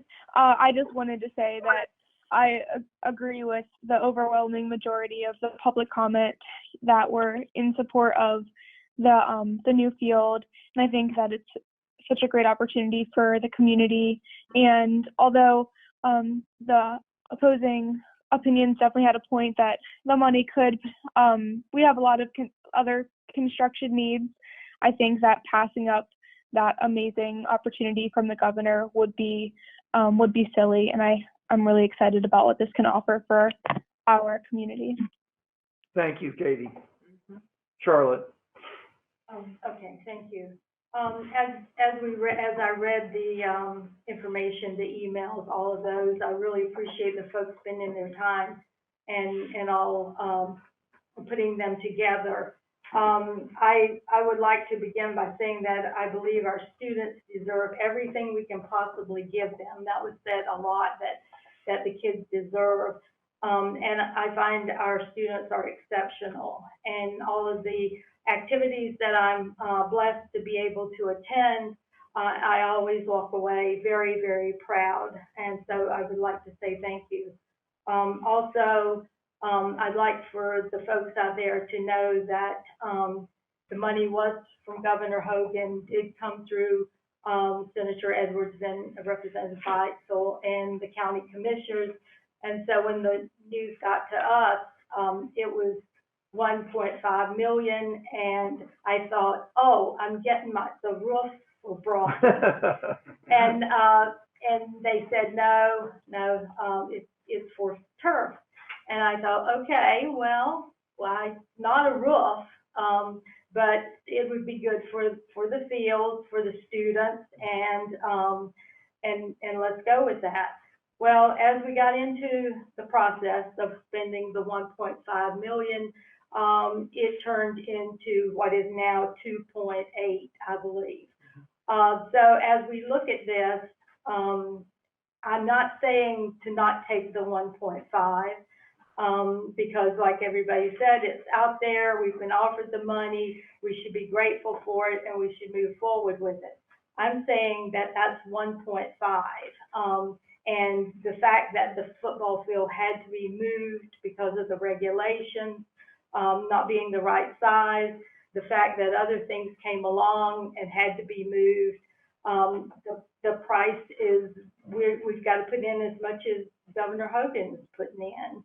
And I know it's not all coming out of the Board of Ed, but it's coming out of the county as a whole. And I have a really hard time having gone through the facility study and having to hear that the community schools need to be closed because we don't have the money to keep them open. And also that Broadford maybe need, you know, we're sitting around waiting to decide whether to put a roof on it or not, to see how it's going to go. I just cannot come to the point where I can say yes to more than spending the money that we've been given, the 1.5 million for the facility, turf, and the $300,000 for the track. And the fact that we've already got $3 million invested in the first part of it before the track comes, and that's just that's fixing the track. That's not talking about 8 lanes and a rubber track. That's talking about fixing up what we have now with the $300,000. So I'm very sad, and this has been a horrible decision to think about. But I'm not saying don't use the 1.5. I'm saying please get something that we can deal with and take advantage of those monies, but not something that's going to take away from the work we need to do with our facilities. Charlotte, thanks for saying that, because I agree with everything you said, especially in relation to our community schools and the needs there. The problem really is that we don't have the ability to allocate the funds that the commissioners have chosen to set aside for this project. And so I guess my hope is that if they can find the money for this, then that they should be able to help us find the money that we need for those projects as we move forward as well. And so that's kind of my good faith of entering into that. But I appreciate your concerns and what you said there. And you're right. It was presented to us we didn't really have any input into where it came from. And then it became much higher than what was originally proposed. But they have continued to support the project. And so the money is there from their side. So that's kind of, in some sense, their decision. Any other questions or comments before we take a vote? I believe that there was a comment or a concern for the money that was given from the governor. Despite COVID-19 and things going on, we still have that money. Is that correct? Right? Correct. So that's a question that I've heard people ask. Spend some of it, probably. Yeah, Superintendent Bacon has signed the agreement for the money. Okay. So we're good. And the $300,000 that chose from the board, is that in carryover? Is that where that's earmarked for possibly in time? So a portion of it that comes out of the FY20 operating budget, the positive budget variance. And then as we go into the next fiscal year, we'll charge next fiscal year to all the other funding sources, and then we'll pay the remaining. Okay. So will it become like the new budget we have? Won't it need to be down in the area where fund balance is? Won't we be using fund balance? Wouldn't that be where it should show up? That we do a budget amendment at that point. Because we may spend the whole $300,000 before 6/30, before the end of the fiscal year. So we may not need to do an amendment in FY21. How will you show it going out? What'll happen is if the board approves this project, what we'll do is Mr. Wazlowski and myself will get together, we'll figure out how much progress is going to be made up until the point of 30th. And we'll estimate what that's gonna be. If it's gonna be close to 300,000, which we believe it is, have budget variance from FY20. So we'll apply this year's budget variance for this year's expense. So then the board is completely finished with their expenditures for this project when we go into FY21. And then all the other resources will be responsible for those expenses. So we'll do a budget transfer at the June board meeting, cover that capital.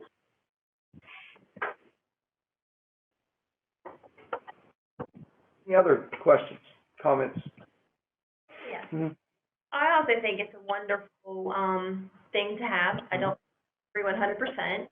And hearing all the comments just reinstate that all the benefits it would do. But my biggest concern is the almighty dollar. Kind of piggyback what Ms. Seabolt said, when it was presented to us, it was a wonderful, but in my mind, a gift's a gift and you don't have to honestly put money into it. Another concern I have when we look at the estimated cost, has, you always plan for the worst, hope for the best. We will have some savings from what's the front facade being a Southern high school. But my concern is unknowns. We might complete the project and have this money that we are hoping. But on the other hand, we might run into some problems that we don't know or unforsaken, and then we wouldn't have this money. So then my concern is, where does this money come from for that? And just a lot of concerns. And it goes back to, we have so many capital projects that have been put on hold and hold and hold. You know, roof. I mean, there's just, it's another thing is the times, COVID-19, we have these bids and the price, but as time goes on for other stuff, how are we to know that the price of material and everything we need is not going to just go? Well, you're right, the longer we wait, the more it's gonna go up. I'm very concerned about that.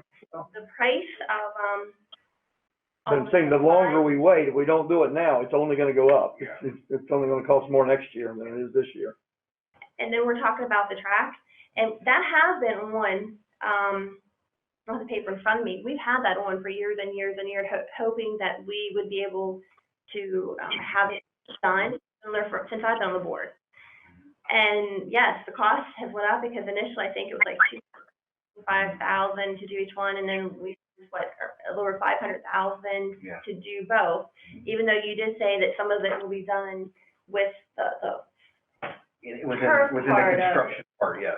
Yeah, We'll deal with some things. I don't think people also realize it's wonderful, but the price, you sometimes you have to outweigh.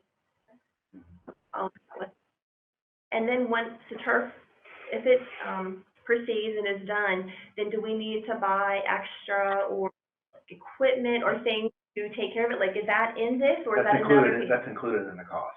Okay.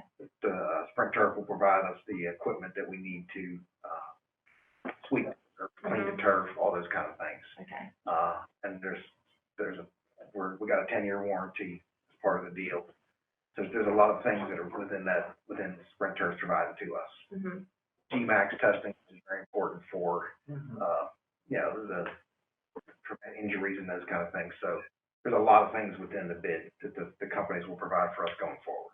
So that testing, will someone could be trained to do it, or do we have to hire people to do that? They'll come and do that as a service to us. Okay. As part of the, yes. Okay. In complete transparency too, with the Southern project, which, is kind of the Northern project is wonderful, and it fits very nicely into what they presently have, and will be for them.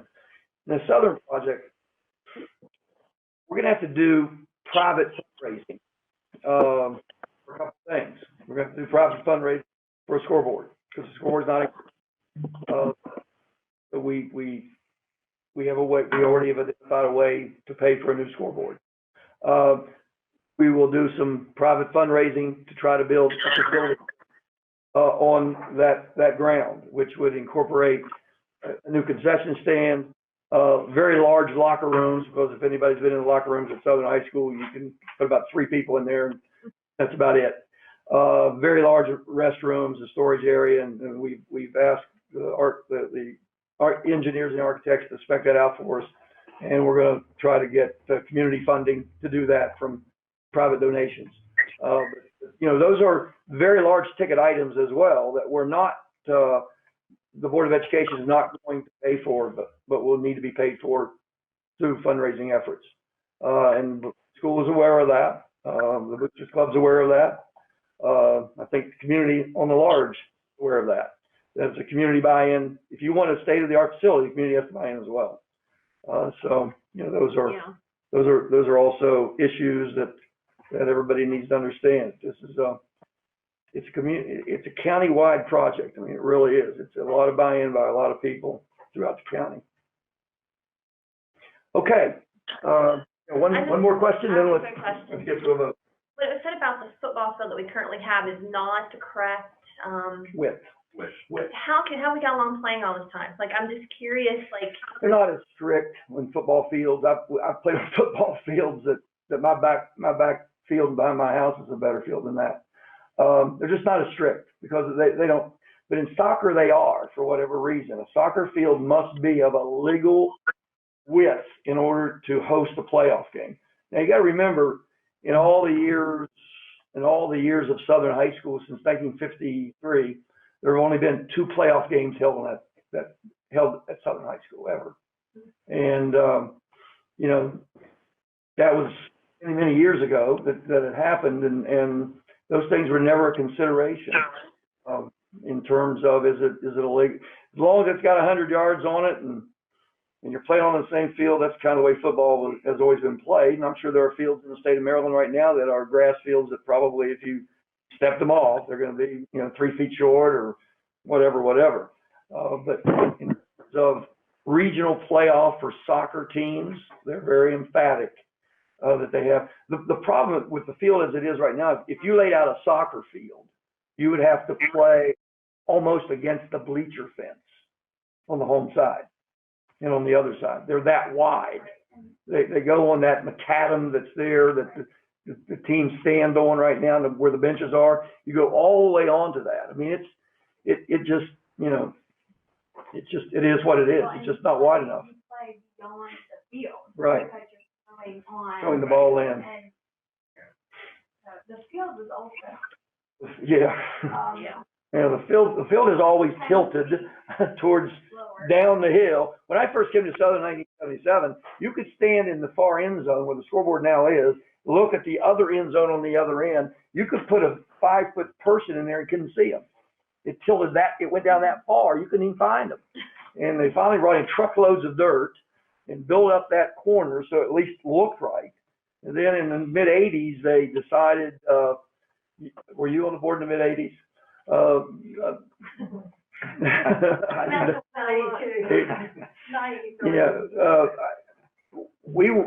It's a quick old story, but it kind of gives you, you know, what's happened. Blue Marucci, which most people in Garrett County will remember, decided along with the school board and the commissioners that we would, as soon as the last football game was over, we would totally destroy that field. And we would put a new watering system underneath it, along the side, and we would have this beautiful field next spring. The problem was we had an undefeated football team, and we won all of our games, and we had to have a playoff game, the 11th game, on our field in nothing but dirt. There was no grass; it was all dirt. And who do we play? Allegheny High School. You think there wasn't some laughs? Oh, that last laugh was ours. We won. But you know, there were certainly, I'm sure a lot of people think, holy cow, people playing a cow pasture up here. And said that. And we, you know, we've done that through the years at both high schools, not just Southern, but I'm just familiar with Southern because I've been there my entire life. But we've done that for years, trying to make it better, trying to make it look good. And, you know, it is what it is. Sorry, I have one more question. Okay. I'm just thinking, people always like ask if there's different scenarios, different options. Would it be, probably not, an option? How much would it take if you just made space-wise, if you didn't do, I know the soccer field is not. If you left the football field where it was and did the turf and made it the size it had to be. And then eventually in time, soccer field, that not even a, You'd have the same problem. You'd be putting a soccer field on a field down there that's even worse than a football field. The field in the track is pretty much just awful. It's just a field. It's just a field. It's never been intended to be anything other than a place to practice. So you'd still have that same huge cost in trying to do that. Well, it would have been wonderful if everything would have worked up there. Trust me, it would have been wonderful. It would have saved us, a lot of money. It just doesn't work. It won't work. It will never work. well, I thought I'd ask. No, that's a good question, sure. Hey, I understand. I It's a know big what project. people, I'm trying to think what people are asking, Sure. what people comment, Sure. like if they would hear what. Sure. Well, we understand it's a big project, and so, it is a big project. Well, thank you for your comments and questions. We do have a motion on the floor and a second, and a recommendation of the superintendent that we accept both proposals as presented tonight to do the entire project at both Northern and Southern High Schools with all of the things that we have said in our conversation as add-ons, exceptions, et cetera. So with that on the floor, those in favor of the motion, signify by saying aye. Aye. That was Matthew, was that you? Yes. Okay. Is there any other votes for yes? Those opposed, signify by saying nay. Okay. Rodney? Rodney? Is he still on? Yeah, You can you hear me? still on, Rod? I had my mute on, I'm sorry. I Okay. vote yes on the proposal. You scared us. We thought you had maybe left. Disappeared. So, okay, let's for clarification, let's do this one more time. Those in favor of the motion that we accept both bids, please signify by saying aye. Aye. Okay, Matthew and Rodney are ayes. Those against, nay? Nay. And we have two nays, and Monica and Charlotte, and I am a yes. So the motion does pass. Thank you. Thank you, Mr. Wisławski, for all of your work. It's been Before I want to get up, I want to make sure I acknowledge Matt Zimmerman, who's been very instrumental sitting in meetings, both athletic directors and committee. We traveled a lot of miles, visited a lot of fields, so I want to take a chance publicly to thank them for everything they've done so far. Thank you. Thank you so much. Okay, our next part of business is, I can get my screen to come back up, is the insurance bid action. And that will be presented to us by Mrs. Schweitzer. So this year, as with last year, CBIZ Insurance Services acted as our broker and performed the competitive procurement process on behalf of the Board of Education for our liability insurance. This is inclusive of property, general liability, automobile, inland marine equipment, umbrella, crime, leaders, professional liability, and cyber. There were two vendors that procured both. Markel, which is the current vendor that the board uses, as well as Travelers. There were 5 other carriers that declined to bid. So his recommendation is that the board remain with our current carrier, which is Markel. There is a pretty substantial increase year over year of about a little over $28,000. It is attributed to largely the property. Automobile coverage is not as large as it had been last year, but that's what we have for you. So, are there any questions about the bid? No, Superintendent Baker, do you have a recommendation? Yes, I recommend that we approve the insurance bid for Action C. Is there a motion to approve the, insurance bid? I make a motion. This is Matt. Oh, there you go. Second, whatever. Matthew makes the motion, Monica second. So can I have discussion? Are there any discussions, matters? Hearing none. Those in favor of the motion, signify by saying aye. Aye.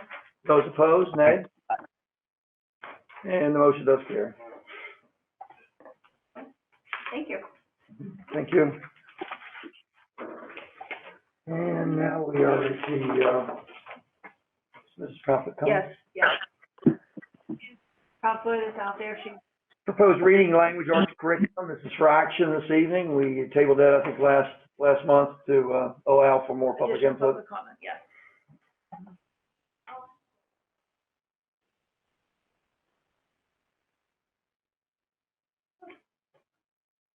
Good evening. Good evening. Good evening. Hey, Matt, my glasses. I'm trying to cover my nose. I pulled off my nose. Yeah, I can't see. You can't see anything. So anyway, so if you all remember, back on March 10th, during the board meeting, we presented the American Reading Company for our English language arts curriculum for pre-K through 5. We did have it in the school Ruth Ann Lowe Library for 3 days. There were no comments at that time, and so then we did put it out on the website with a link to look at it. We had one comment. It was a negative comment from Mr. Henderson. He said that he couldn't review the materials by looking at pictures, and so was not happy about that. But that was the only comment that we received. You heard from the teachers and how much they really love it and they're excited for it. So I would respectfully request, if there are no questions, that the board vote to approve the purchase of the American Reading Company curriculum for pre-K to 5th grade. Superintendent. So certainly answer questions if you have any. Sorry. Okay, I'm sorry to interrupt you, Ken. Superintendent Baker, do you have a recommendation?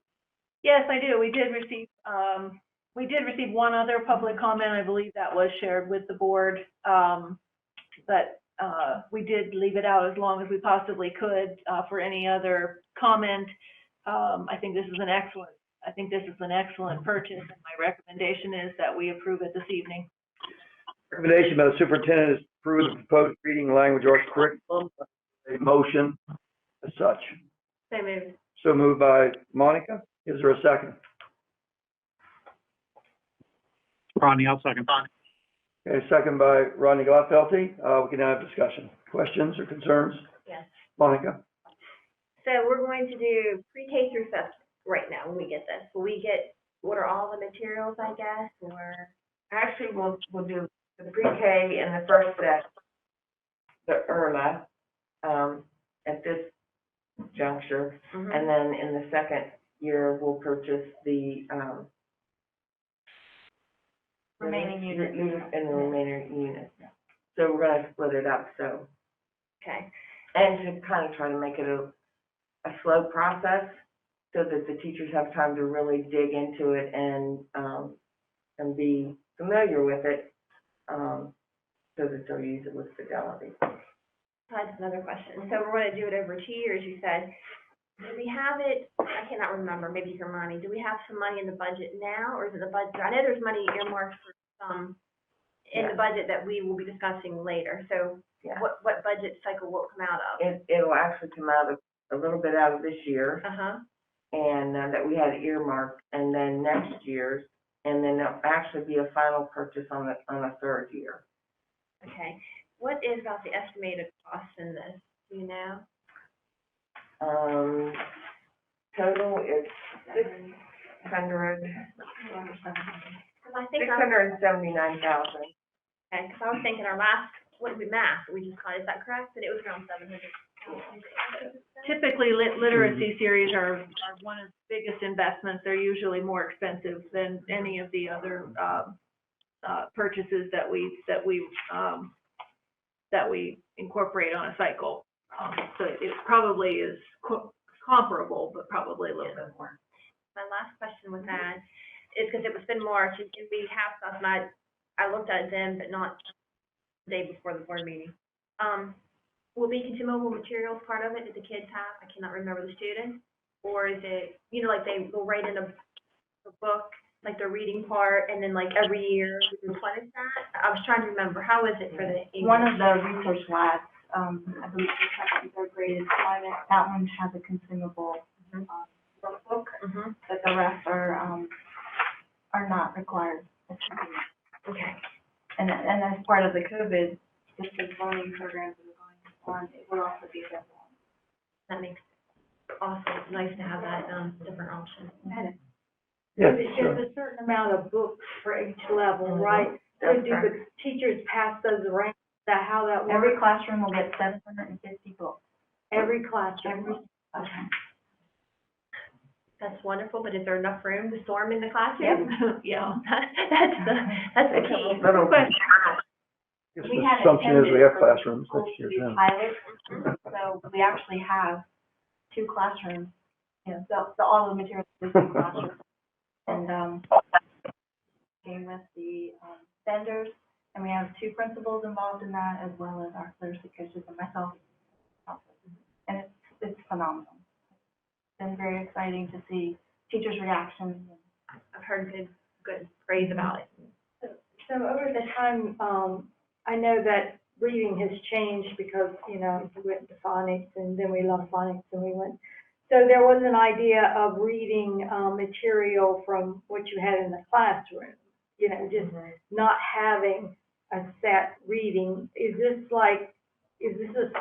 I guess there used to be a reading book, right? So are these smaller books taking the place of that? I mean, is that what we're doing? What is the thought on this program? I mean, as far as It's really built on the research of reading and sustainability as you go through the years. It's based on levels. I mean, that's what the IRLA, the first major purchase for this program is. It's in determining their independent reading level. It's based on pre-K through grade 12. And so the students are getting the exact same content through these literacy labs and research labs, but they're reading books at their level. And so, and their choice. They usually, for the example, the topics would range from, if it's weather, it might be tornadoes, it might be hurricanes, it might be, so they're getting to choose what they read, and then it's levels so that they can access it with success. And then you build on the foundational skills through the classroom instruction. But it's really based on routines of a reading workshop. And you incorporate the research and the writing and a lot of interdisciplinary connections with science and social studies. So it's really an integrated program for every grade. And they can share, like if we purchase 3, I mean, there's thousands, not thousands, but a lot of different units that they can pick among the grades. So they take this unit this year, they might want to do a different unit next year. So they can trade units. But every classroom has a whole series of 750 books within these ranges of levels. And the idea is that if the children are reading topics that they're interested in, then they will read and practice, which is very important too. So. Okay, thank you. Any other questions by our remote board members? Okay. Stay well. Probably watch a 3-hour movie. And then they put the mute when they talk. Okay, hearing no more questions, I would like to take a vote. We have a motion on the floor to accept the proposed language arts curriculum, and a second. Those in favor of the motion signify by saying aye. Aye. Aye. And those opposed, nay. And it is a 4-0 vote. Thank you, ladies, very much. Thank you. And the committee, there's a lot of folks that put a lot of work into this, and we appreciate it very much. Yeah. Thank you all very much. Thank you. Have a safe evening. Yes, all of you too. Be safe. Hopefully at some point we'll get to go out and observe. Hopefully, yeah. in Yeah, action. I hope so. Yep. In action. Will you ask, Mr. Wazlowski to come back in? Thank you. Okay, our next order of business is to deal with contracts for both bus contractors and spring contracts that are temporary in nature. Do you want to go ahead and do the spring contracts and before Mr. Whistle? Oh, there he is. We can. There he is. That's fine. Oh, that's okay. We'll go ahead and do his first, then we'll do the spring. Mr. Wozlowski is here, the Director of Transportation. Do you have any recommendations or? No, I took mine back. Yeah, I would recommend, I know we received a memo from you, I think, somewhere. yeah, I recommend that, we pay the 180 days of the full portion of the school bus contract, less the fuel, for the remainder of the school year. Superintendent Baker, do you have a recommendation to take before the board? Yes, this is what we did in March when the emergency first started.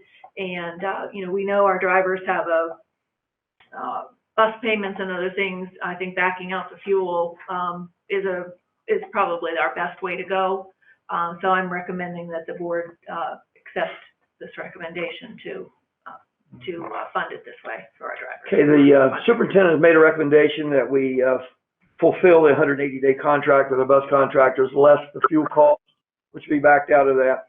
Is there a motion as such? Okay, the motion is made by Mr. Seabold.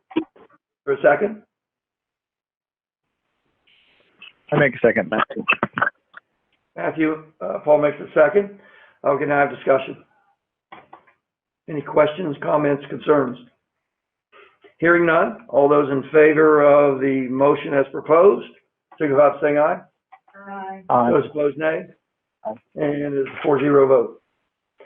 Thank you, Mr. Wilson. Thank you. We have the issue of temporary contracts that, for the most part, have to do with our spring sports season, although there is some carryover from year-long contract that was finalized in the spring, but for the most part, it has to do with that. So, Superintendent Baker, I'll ask you to speak on that and make us a recommendation. Thank you. Yes, we have a number of full-year contracts that we will pay, of course, but we also have spring sports contracts that, no fault of their own, our coaches were not able to fulfill. They did begin with meetings, some not necessarily practices, but definitely, there's some work that goes in before the season begins. So it would be my recommendation that we honor those contracts. It's very difficult to find coaches, and I think a good faith effort to pay those contracts to our spring coaches, other contracts for spring would be very helpful to them and give us a start on next season. And like Mrs. Seabold said, hopefully a lot more face-to-face next school year. But that is my recommendation, that we go ahead and honor those contracts. Okay, there is a recommendation on superintendent that we honor all contracts in full. Is there a motion as such? So moved. So moved by Ms. Rinker that we, is there a second? I'll second. Second by Ms. Seabold. Discussion? Hearing no discussion, let's take a vote. Those in favor of the recommendation of the superintendent, signify by saying aye. Aye. Those opposed, nay. Aye. And it is a 4-0 vote. Thank you. Thank you. Now the superintendent's proposed budget to be discussed by Ms. Schweitzer and the superintendent. And I will say, for those of you that are watching, Still with us? that are still with us, yes, in this long evening, what we've asked our Director of Finance and the superintendent to do for us this evening is to show us a new format, as the book has changed with regard to a number of reasons that we don't control, but the book has changed. So we have asked this evening to be able to ask questions about the format of the book, how money has been changed from one category to another, so that we better understand the format of the book. Any questions with regard to budgetary line items and uses of money will be saved for the 27th of May meeting, at which time the board will delve into the budget as a whole. But tonight, the discussion will be centered solely around the format of the book and how to better understand it. That being said, Ms. Schweitzer, it's all yours. So the first thing that you'll notice is that is and the vision mission and goals have been moved to the very front of the document, as well as the budget initiative. Our estimated receipts is very, very similar. There's no template change here, as well as the tables that we have that discuss the overarching objects and categories as required by the state. And when we move into the proposed unrestricted expenditures in administration, it's still very much the same. We did add more robust description on the activity templates, the 2-page activity templates that to give more details to the reader of what expenses should lie. It's up in that top box, the top rectangular box. So then the mid-level admin is still very much the same. The instruction is really where you'll see some added tables. So as a result of ESSA reporting and also MSDE reporting manual changes, it is required that we really scrubbed what Garrett County calls or titles activities, but also where they lie in the subcategory for MSD.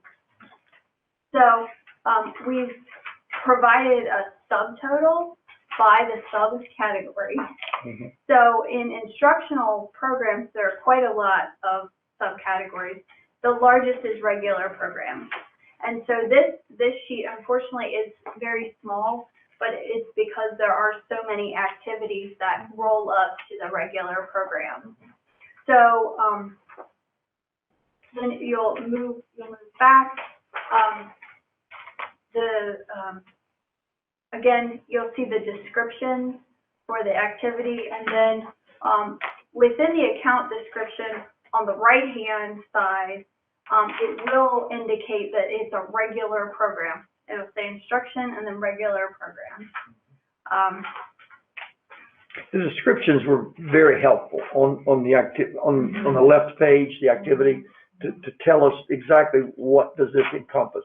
I found those, and you know, I've dealt with this book for many years, but I still found it very helpful to understand what group are we talking about. Well, and quite honestly, this started out of the ESSA requirements, but then we've had some turnover in our administrators, and so as I've been working with them to use this as a tool to help them oversee their funding, we realized there was a lot of gaps in knowledge. So that was our addition. That was very good idea. Very good idea. So then, when you go back to, I'm trying to look at one, so activity 217 on page number 50. That's one that was always just called music, but we really did not have a very detailed description of where drama or theater should lie. Mm-hmm. And it was left up to interpretation, and so there were inconsistencies between the two high schools, and so moving forward in FY21, all drama and theater will be coded to 217 as well. There's also a change with 218. 218 had been computer science at the middle school and high school level. And unfortunately, when we really dug in and asked some questions of MSDE, high school computer science needed to be coded further back within the CTE. So this is only going to be middle school computer science. PE 219 it has always been health and PE, but we changed the title of it. science and outdoor education in 220, that's the same, type of thing. It's really a name change. There's not going to be any FTEs that change. What was that one before? The science and It was outdoor? just science. It's just science, yeah. It was just Okay. science. Well, the good thing is it encompasses our outdoor facility. Now you know where that money, you can find that money if you're looking for that money. So you're talking Hickory or no? Hickory, Yeah. Yeah, okay. Hickory. Mhm. So then 221 had been just simply social studies. But when when Mr. Edwards and myself were really looking into his course offering, economics and financial literacy could not be placed in CTE. So they really needed to be in regular programs. And we felt that this is where they, because of the teachers who cross over and are oftentimes social studies teachers who teach some of the economics or financial literacy at this time, that's where he thought it fit the best. And so financial literacy shouldn't be confused though with the pathway of business. So this is, for Garrett County, we have our financial literacy credit as a requirement. So that's where this will be the expenses for those guys. DRTC is the same. Home and hospital is the same. 229, which is just other, this is where the majority of our elementary expenses lie. And the biggest change here is that you'll see as we move further back within special programs, pre-K had to be pulled out. So traditionally, we had always coded pre-K in 229, but that was one of those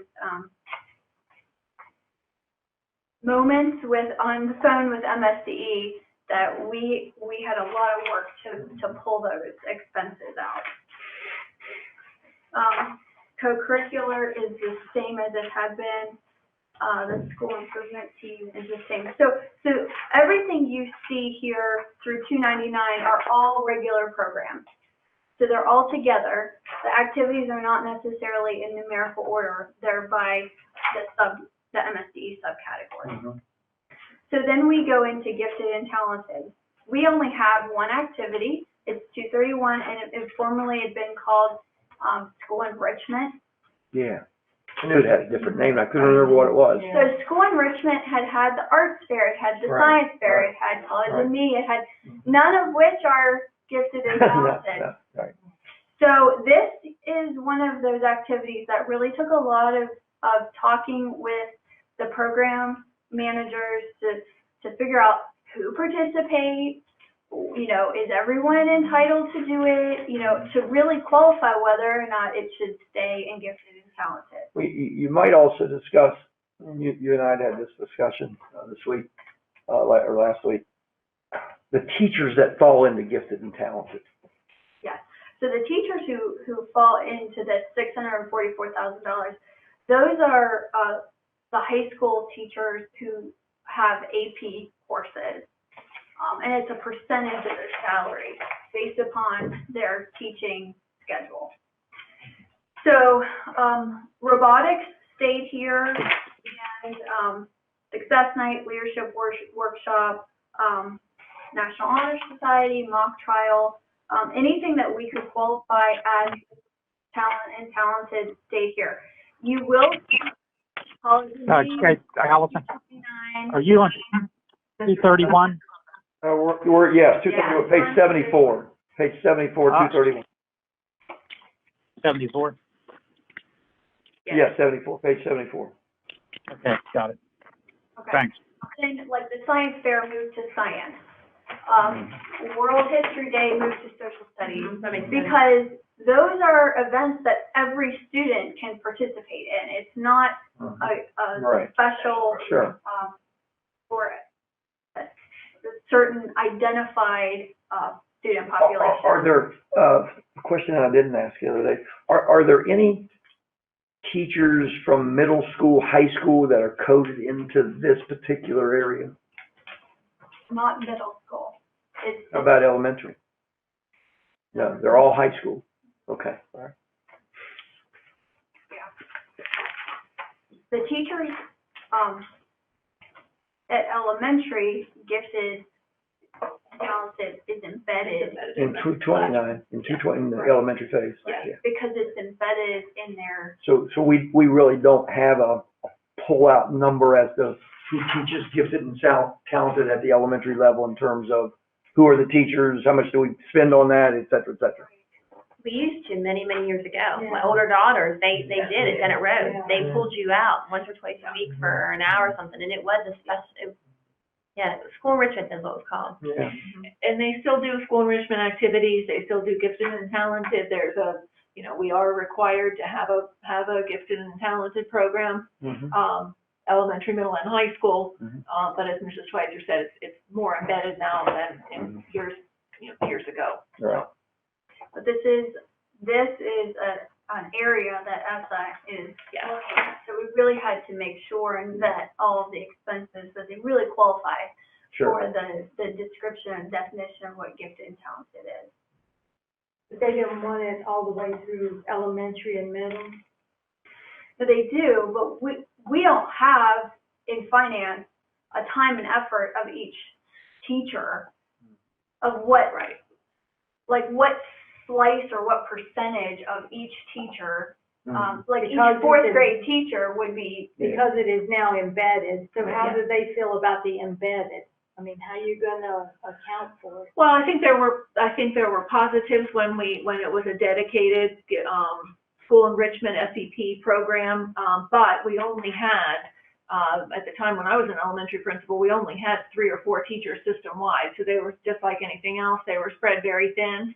I think there are advantages to the teacher being able to provide enrichment activities.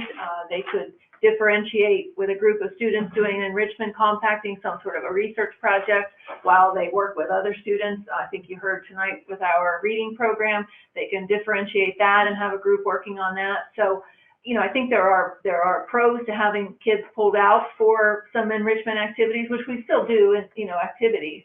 But there are also a lot of pros to being able to have the classroom teacher who knows those children the best be able to provide those enrichment and gifted and talented activities for those students.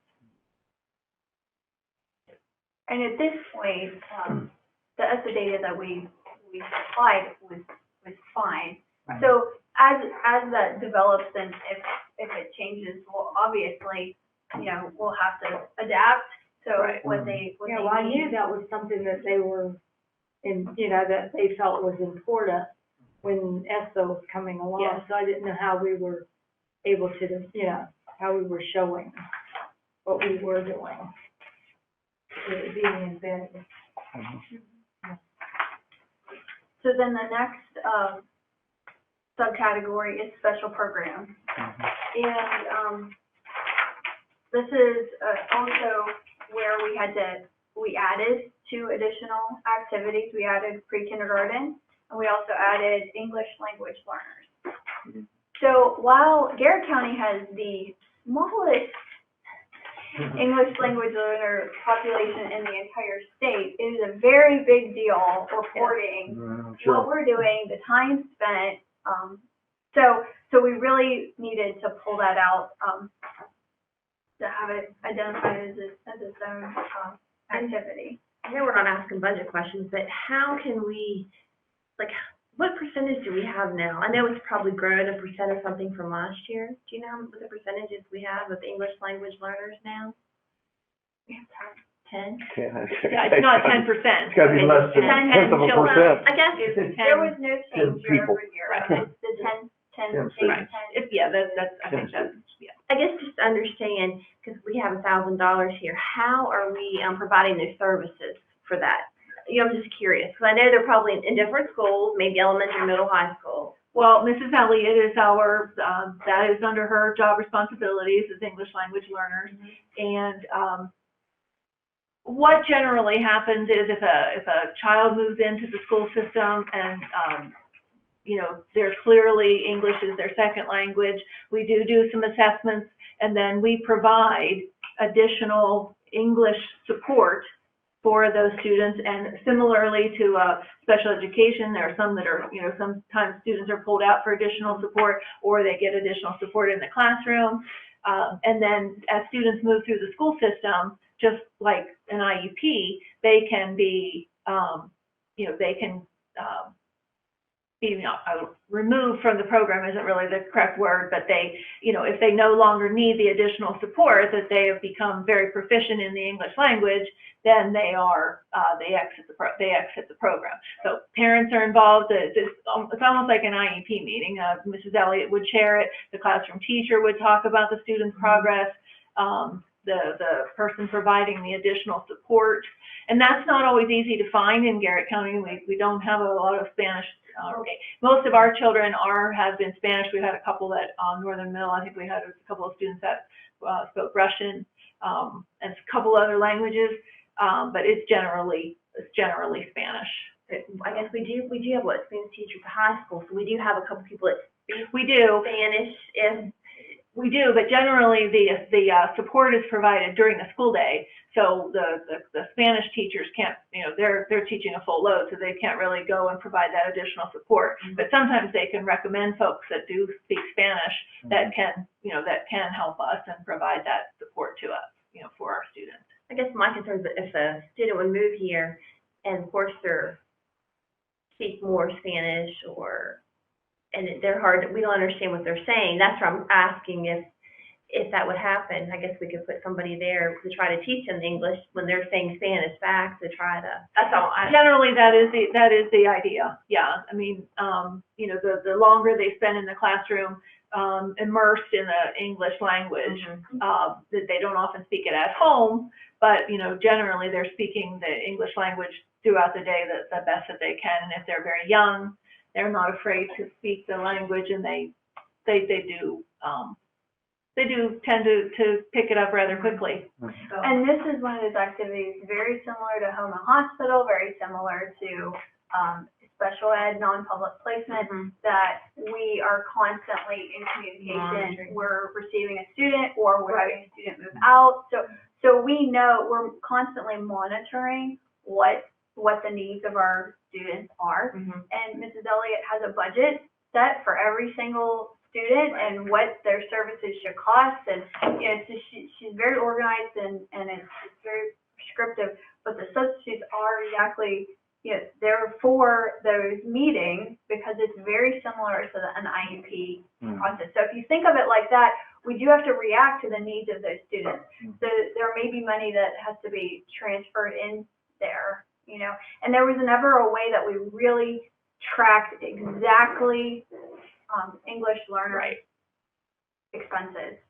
They always fell in under academic intervention, and it was just part of academic intervention. So now they're specifically coded. And I guess you're saying the 4 meetings a year, like when the beginning of the school year, but I guess what if when the parent comes to parent conference at elementary, they can't speak English? We have to provide Yes, we do. Very good question. We do, because and it's often the person that is working with the child as well, so they can also help provide insight to the parent on how they're doing in there. Imagine being in Montgomery County. Anne Arundel is the worst. Are they the worst? They probably have, 50 different languages, perhaps? Yeah, I mean, imagine. It's more than their farms numbers. Yeah, yes. And it's so many different languages that it's very difficult to keep up with, really. Right. So the largest change though with academic intervention is that while in years past there was a large pot of money under the county allocation, the system-wide, we did make the decision this year to allocate it to the schools within their school allocation. So the process is different, but the funds are still trickling the same way they did before in terms of who got how, which school got how much. It was always based upon per pupil. Just more the way you're tracking it's a little bit different. Yeah. Makes it easier. Yes, we're allowing the principals to manage it from the very beginning. So then we added pre-K. What page are you on? We're on page 80. 80.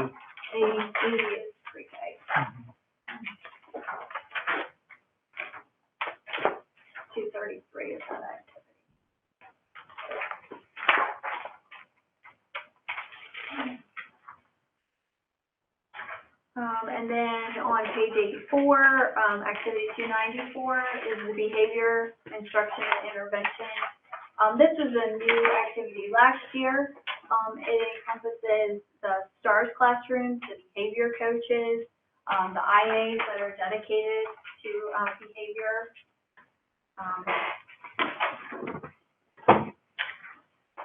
And then we have media programs. That's the next subcategory on page 87. That encompasses media and instructional technology. There aren't any changes here with what had to be reclassed. Then we get into career and technology for the CTE. Now, here, there's not a lot of reclassing, but the names have changed. So, whereas 241 was just ag, now it's environmental, agriculture, and natural resources, EANR. And this is the coding that Mr. Edwards uses for his curriculum when he rolls up his reports to the state. So That is FFA, correct? Like that part of it? Environmental, agricultural, natural resources? It's all the it falls agricultural part? in under this Yeah, okay. under this category. So there are different pathways within this Right, category. when you look at it, yes, So you are right. what we did is we named it what the category was called by the state. So health and biosciences, that was our healthcare profession. So that's allied health and biomed. Manufacturing, engineering, and technology, that's where you're going to see the computer science from that they were in 218. So the high school computer science will they be here, as well as the PLCW and classes.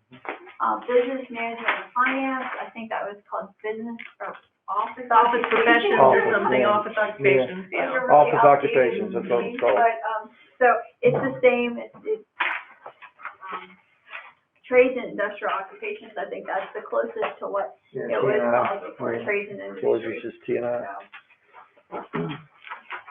So then we have instructional staff development. There's only one activity in that subcategory. It was decided to allocate about a third of the staff development dollars to the principals within their school allocation. So you will see under that school allocation column quite a bit more money. Right. We've got psychological services, and then guidance services to round it out for instruction. Then we go to special education. All of our special education activities roll up to special education as the MSD subcategory. So there isn't anything below special education. It's the category and the subcategory. One change though that we are making is that in 350, we will begin using allocation number 91 for infants and toddlers, because that's another piece of ESSA reporting that we're required to pull out of our expenditures. Where would that be again? On page 118, 118. Okay. activity 350 under special education.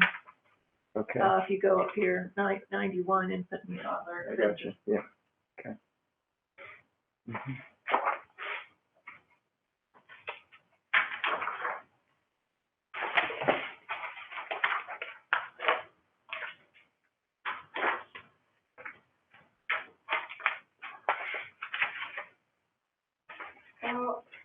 Pupil services is about the same, I guess. Yeah, people services, health services are both the same, Health other than the services. larger description, Transportation. Yeah. transportation. Yeah, all the others look pretty much the same if they did some develop their own.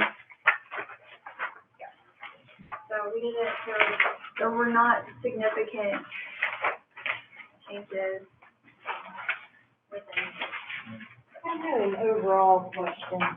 Can I ask that now? Sure. Used to, like FY19, we just had, approved and spent. Now this revised lines, and they are, Yes, there's the yes, extra. and that is a format change. Okay, yeah, when do you do the revision, or are you continually doing that revision? I mean, like, when you got through with FY19, is that the figure that's here? It couldn't be because it's spent. When was it revised? The FY19 numbers you see are as of 6/30 of 19. So it is the ending revised budget that we had reported on our annual financials is what you see in that revised column. So the revised takes into account budget All amendments. budget transfers. Transfers. Yes, and things. yes. And on at the very end of the year, after all of that, it's sort of like spent. How is it different from spent? Well, it's still a budget. It's still the budget. The spent is the actual expenditure. So, I wish I had my annual financials because it mirrors exactly what we report in our financials. So we have the original approved budget Right. on page 16 of our financials, and then you have what the revised budget, ending budget is. The revised. Yes, with Well, all the it's not transfers, revised ending, et cetera. it just says the revised budget. So Okay. you see two budgets side by side, just like you see here, and then you see our expenditures. Because what was happening is there was movement Right. of money, so then it looks like certain things, they never spent the money on whatever, so it didn't tell the full story. Here, we told the full story in the financials, but we weren't telling it here in the FY19. So we don't roll the FY19 or the prior year forward until the financials are closed and audited. So these are closed and audited numbers that you see in FY19. So if we had budgeted $20,000 for a line item in maintenance, for instance, and then, some emergency happened and we ended up spending, or we had to do a budget transfer of $60,000. So the revised then would be $80,000. If the board approved a $60,000 change, then it would be reflected as the budget was $80,000, and then the spent might be $79,000 or something. Yeah, it's just like the budget, the quarterly financial review where we have the original approved, the transfers, and then the revised budget. Right, So you just don't have the transfers right.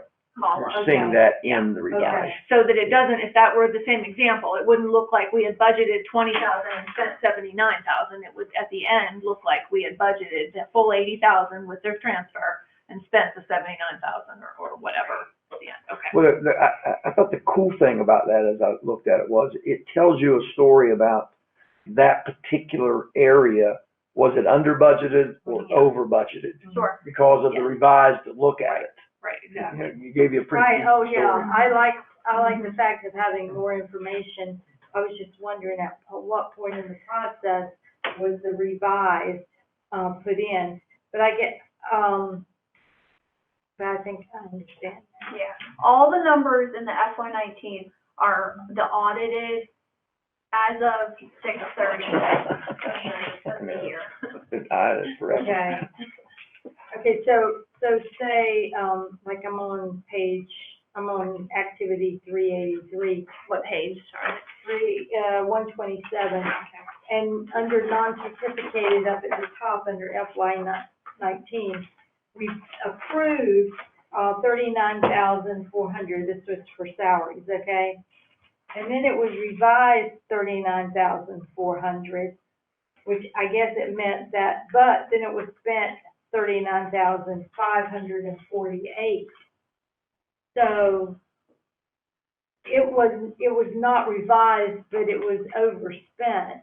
Right. But normally revising would give you extra money and you wouldn't be overspent, right? I mean, is that what? That's correct. However, you got to remember that special ed all rolls up to here. Oh, okay. It all rolls up to this sub on page 117. Is Okay. there? So all the salary rolls up to the salary total. So what the auditors are reviewing is that the whole salary total for special ed was under the entire budgeted. So you add all the budget numbers for all of the special ed activities. Okay.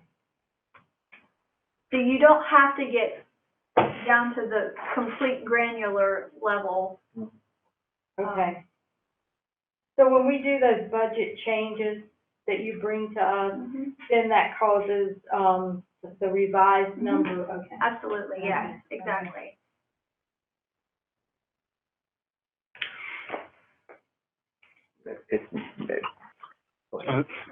I'm thinking to myself. So, So there's a number of areas that in 220, there's no approved budget, but there's still expenditures in that line item. Explain that a little bit. For instance, is it activity 220 or page? say activity 383, just look at 383. Okay. Activity 383. So in certificated line 201, 202, there was spent 14,556 in 19. There was nothing approved in 20, but we spent 10,174 as of 12/31. So that means there was a negative 10,174 in that line item. I guess I'm just asking why there's no approved budget in those areas. Why didn't we put money into the budget for that expense is what he's asking. Neither year did we put money in, but we did. Well, there's a lot of them are like that because there's no budget. Is that just? I'm just trying to understand it. My thought is that something happened under certificated and they had to be paid. Yeah, for 383, remember we had a transition in leadership of the director position. So there was a one-time expenditure of overlap where we had brought in the interims to learn that portion. So that's why you're seeing this. So the expenses roll up a couple different ways. They roll up to salary. So really what you're looking at is the total numbers of the salary, the contracted service, the supplies and materials, and the other, as well as equipment. But they also roll up subcategories. So when we are slicing and dicing the budget and the expenditure, we're rolling up the objects by the type, the salary, the contracted service, to make sure that the budget, the whole subcategory covers. And we'll transfer within there. But the idea is that the director of special ed is all of this money. So she and I knew that we were going to be under back here in right in 350 with our IAs, with the instructional assistant. If you look on page 119, the expenditure only came in, it came over $100,000 less. So we knew we had salary money within the subcategory of special education. And so the way that our software system is, and even the prior software system, was that it would run these reports not necessarily as granular as you're seeing it here, but it would be subtotaled by category and subcategory. So what you basically just said is in the special education department, like it looks like we are negative for some spots. Then you look over here, we have the money. It's actually just kind of moving from one category to the other in all special ed activity, correct? Like there's this certain amount of money, and it might fit one subcategory or the other, and you wouldn't have to ask for a budget transfer thing because you're still in the same category. You're not going. Right. Exactly. But if we needed money in all of special ed, then we would need to bring budget transfer to the board because we'd have to pull it from pupil services or instruction or. So from your headings from these, like what we just seen, that first, special ed page, back here, that's instructional staff. I've just seen it. So like on page 117, anything in this category, 350 to 383, special ed, it can be in one line item to a different line item if need be. Yeah. The director of special Yes, ed yes. has the autonomy to. So anything that has one of these sheets, anything Well, not pretty quite. much, not really? Okay. Not quite. All of instruction can move within Okay. instruction. Okay. But special education is a category. So Yeah. it's basically by the MSD category, Mm-hmm. not the MSD subcategory. But we were on special education. Yeah. Well, it's kind of like what we're going to do here in a little bit. So home and hospital is under education. Well, Or is that only the ed kids? Hospital, not, we have two home and hospital. Okay. Yeah. Okay.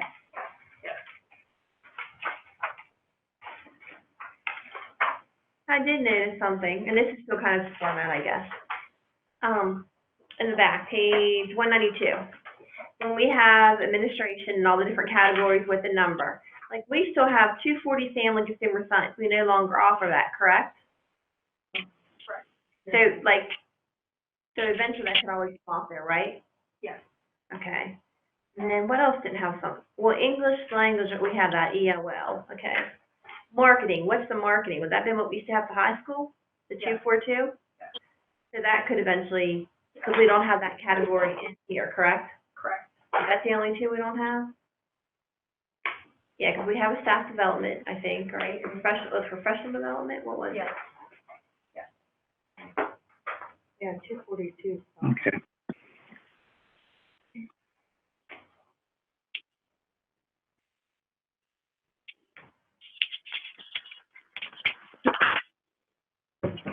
There is, on page 125, there's something on the wrong one there. You want to know that? On 125, where that, under, paying under salaries in the FY20, that should be moved up. The 3,760 should be on the line above that, and the 68 comes up under that. And Okay. I see what you're saying, yeah. down the line. Mm-hmm. There weren't really Any other things? significant other questions.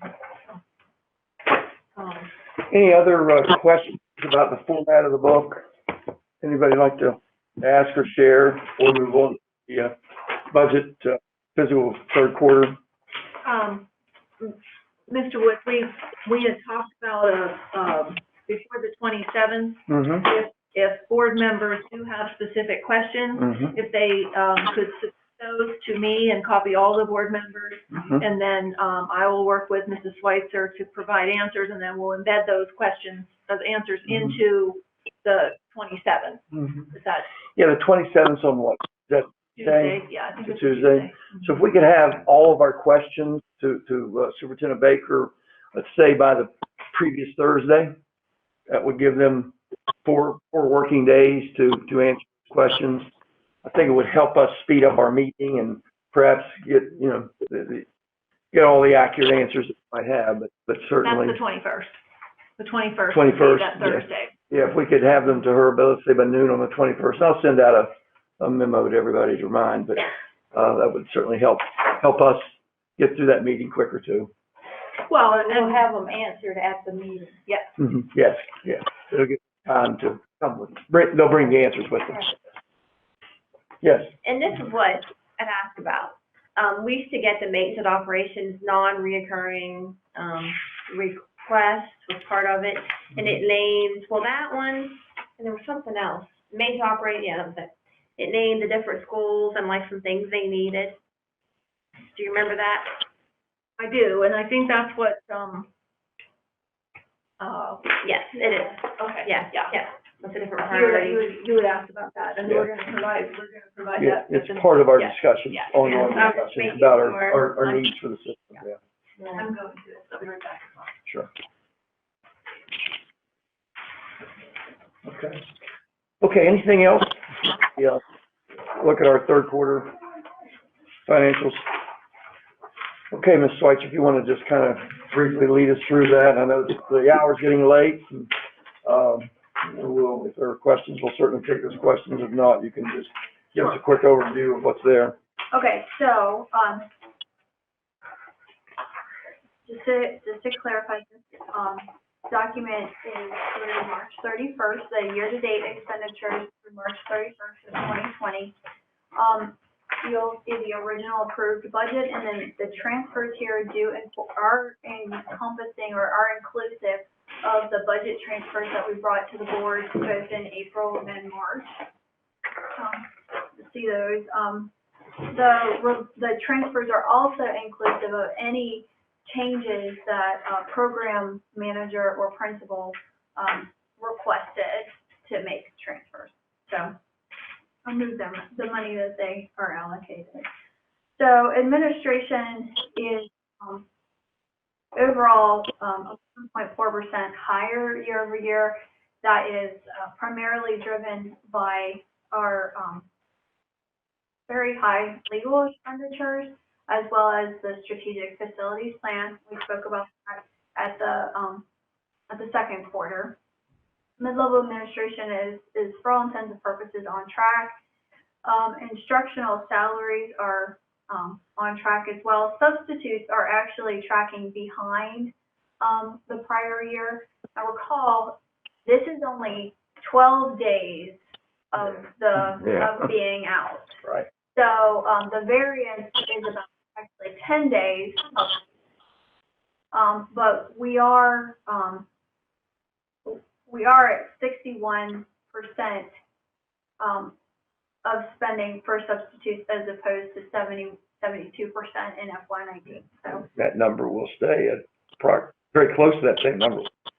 well, actually, there are substitute expenditures that are hitting for long-term who are in place for any type of separation in this mid-year. But in terms of day-to-day day-to-day subs, we're saving, Exactly. we're saving Daily significant subs. money. Exactly. So academic intervention had been ahead. They were very well on track. 44.4% spent versus 35% in FY19. However, that will also be a pretty significant savings in academic intervention. Staff development, unfortunately, with respect to staff development, it's very far behind, 23.2% spent. And that was primarily because of timing. There had been plans for spring and spring staff development as well as right after school was out. And so unfortunately that won't be occurring. Then when we get to special education, we're about 5% ahead of last year. The substitutes are ahead of last year, and that's really a timing thing for the IEP meetings. Home and hospital is behind. There are fewer students in special ed home and hospital this year versus last year. And then non-public placement expenses are only about $26,000 higher year over year. However, from the prior year or 2 years before, they're 6% had been. So we're really, again, Dr. Mangus, myself, and Mr. Wyslowski, we're constantly talking about what students may be moving into our district. You know, that's something that we're aware of. Transportation has been on track until this COVID situation. We are anticipating about $100,000 worth of savings from the fuel from the March decision through the end of the year, as well as about $85,000 from field trips. I wonder about the field trips. Yeah. I knew that estimate was close to $100,000. Yeah, I mean, like you wouldn't have Hickory, even not just the sporting events, but it's like kids going to Hickory and we can swim and college and me. There's a lot. Yeah, there's a lot. Goes on in the spring. A lot. Operations is, slightly, behind. That's primarily driven by utility savings. We had a mild winter. And now we are having significant utility savings, at this point due to this situation. What do you think that's gonna be like? The utility savings, do you have an idea of what we've saved? Well, actually, we were looking at it, today. It's probably gonna be in the ballpark of, 80 to 100,000.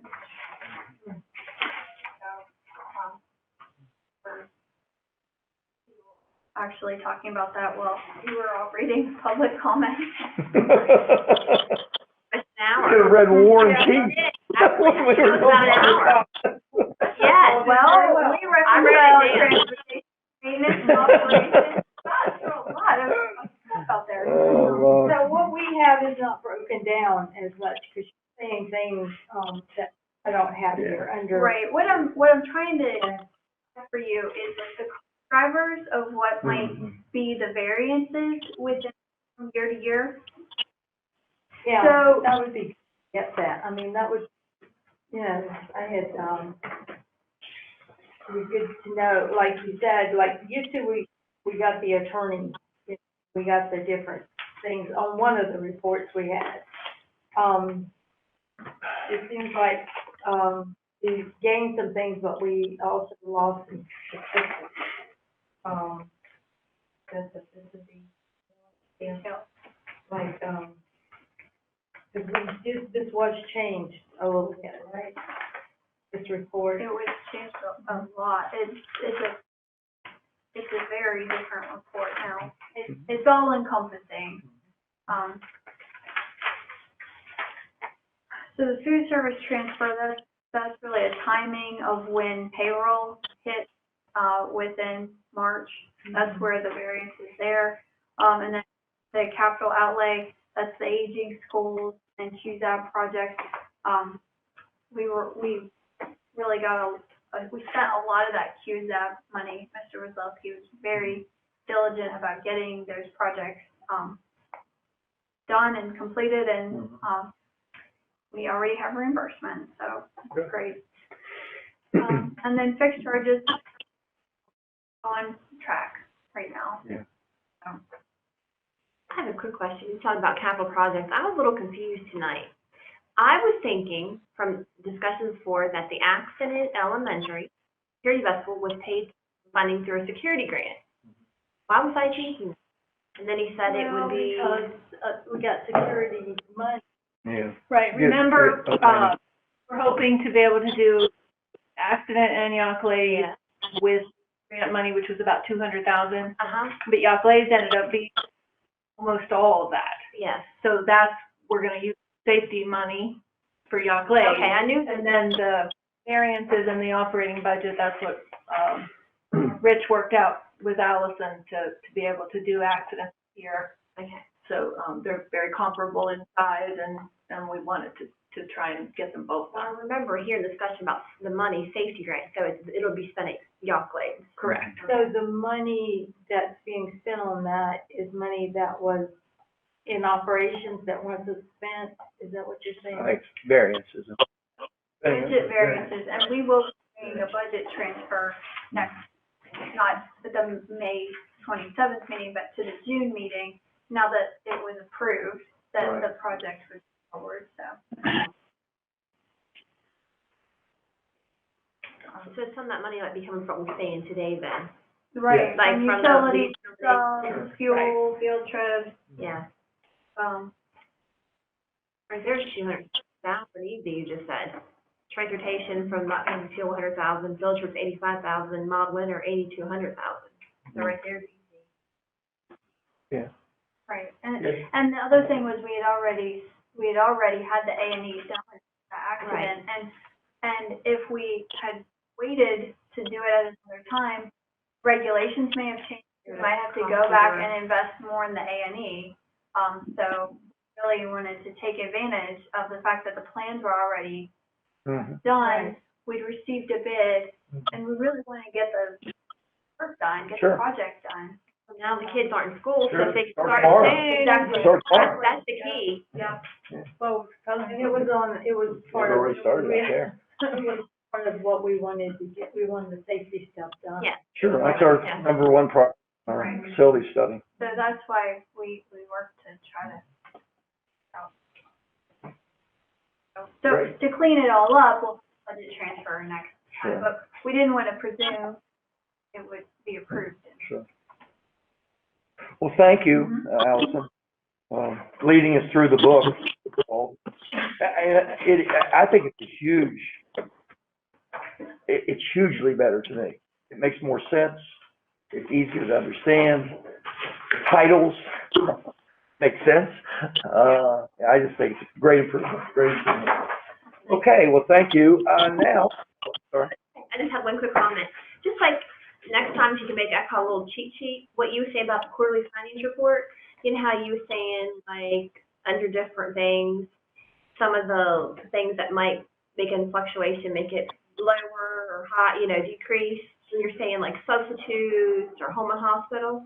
Maybe if one time, because I would keep it in my budget book, like under administration, put 2 or 3 little things. You're talking, then we'll know what category. So it don't have to be on the sheet every time, but you would put utilities under one, that was the operations, is that where that was? So if you could just do a little paper lane, the ones, when you talk about it, we'll know, okay, that's where, so we don't have to ask you. Okay.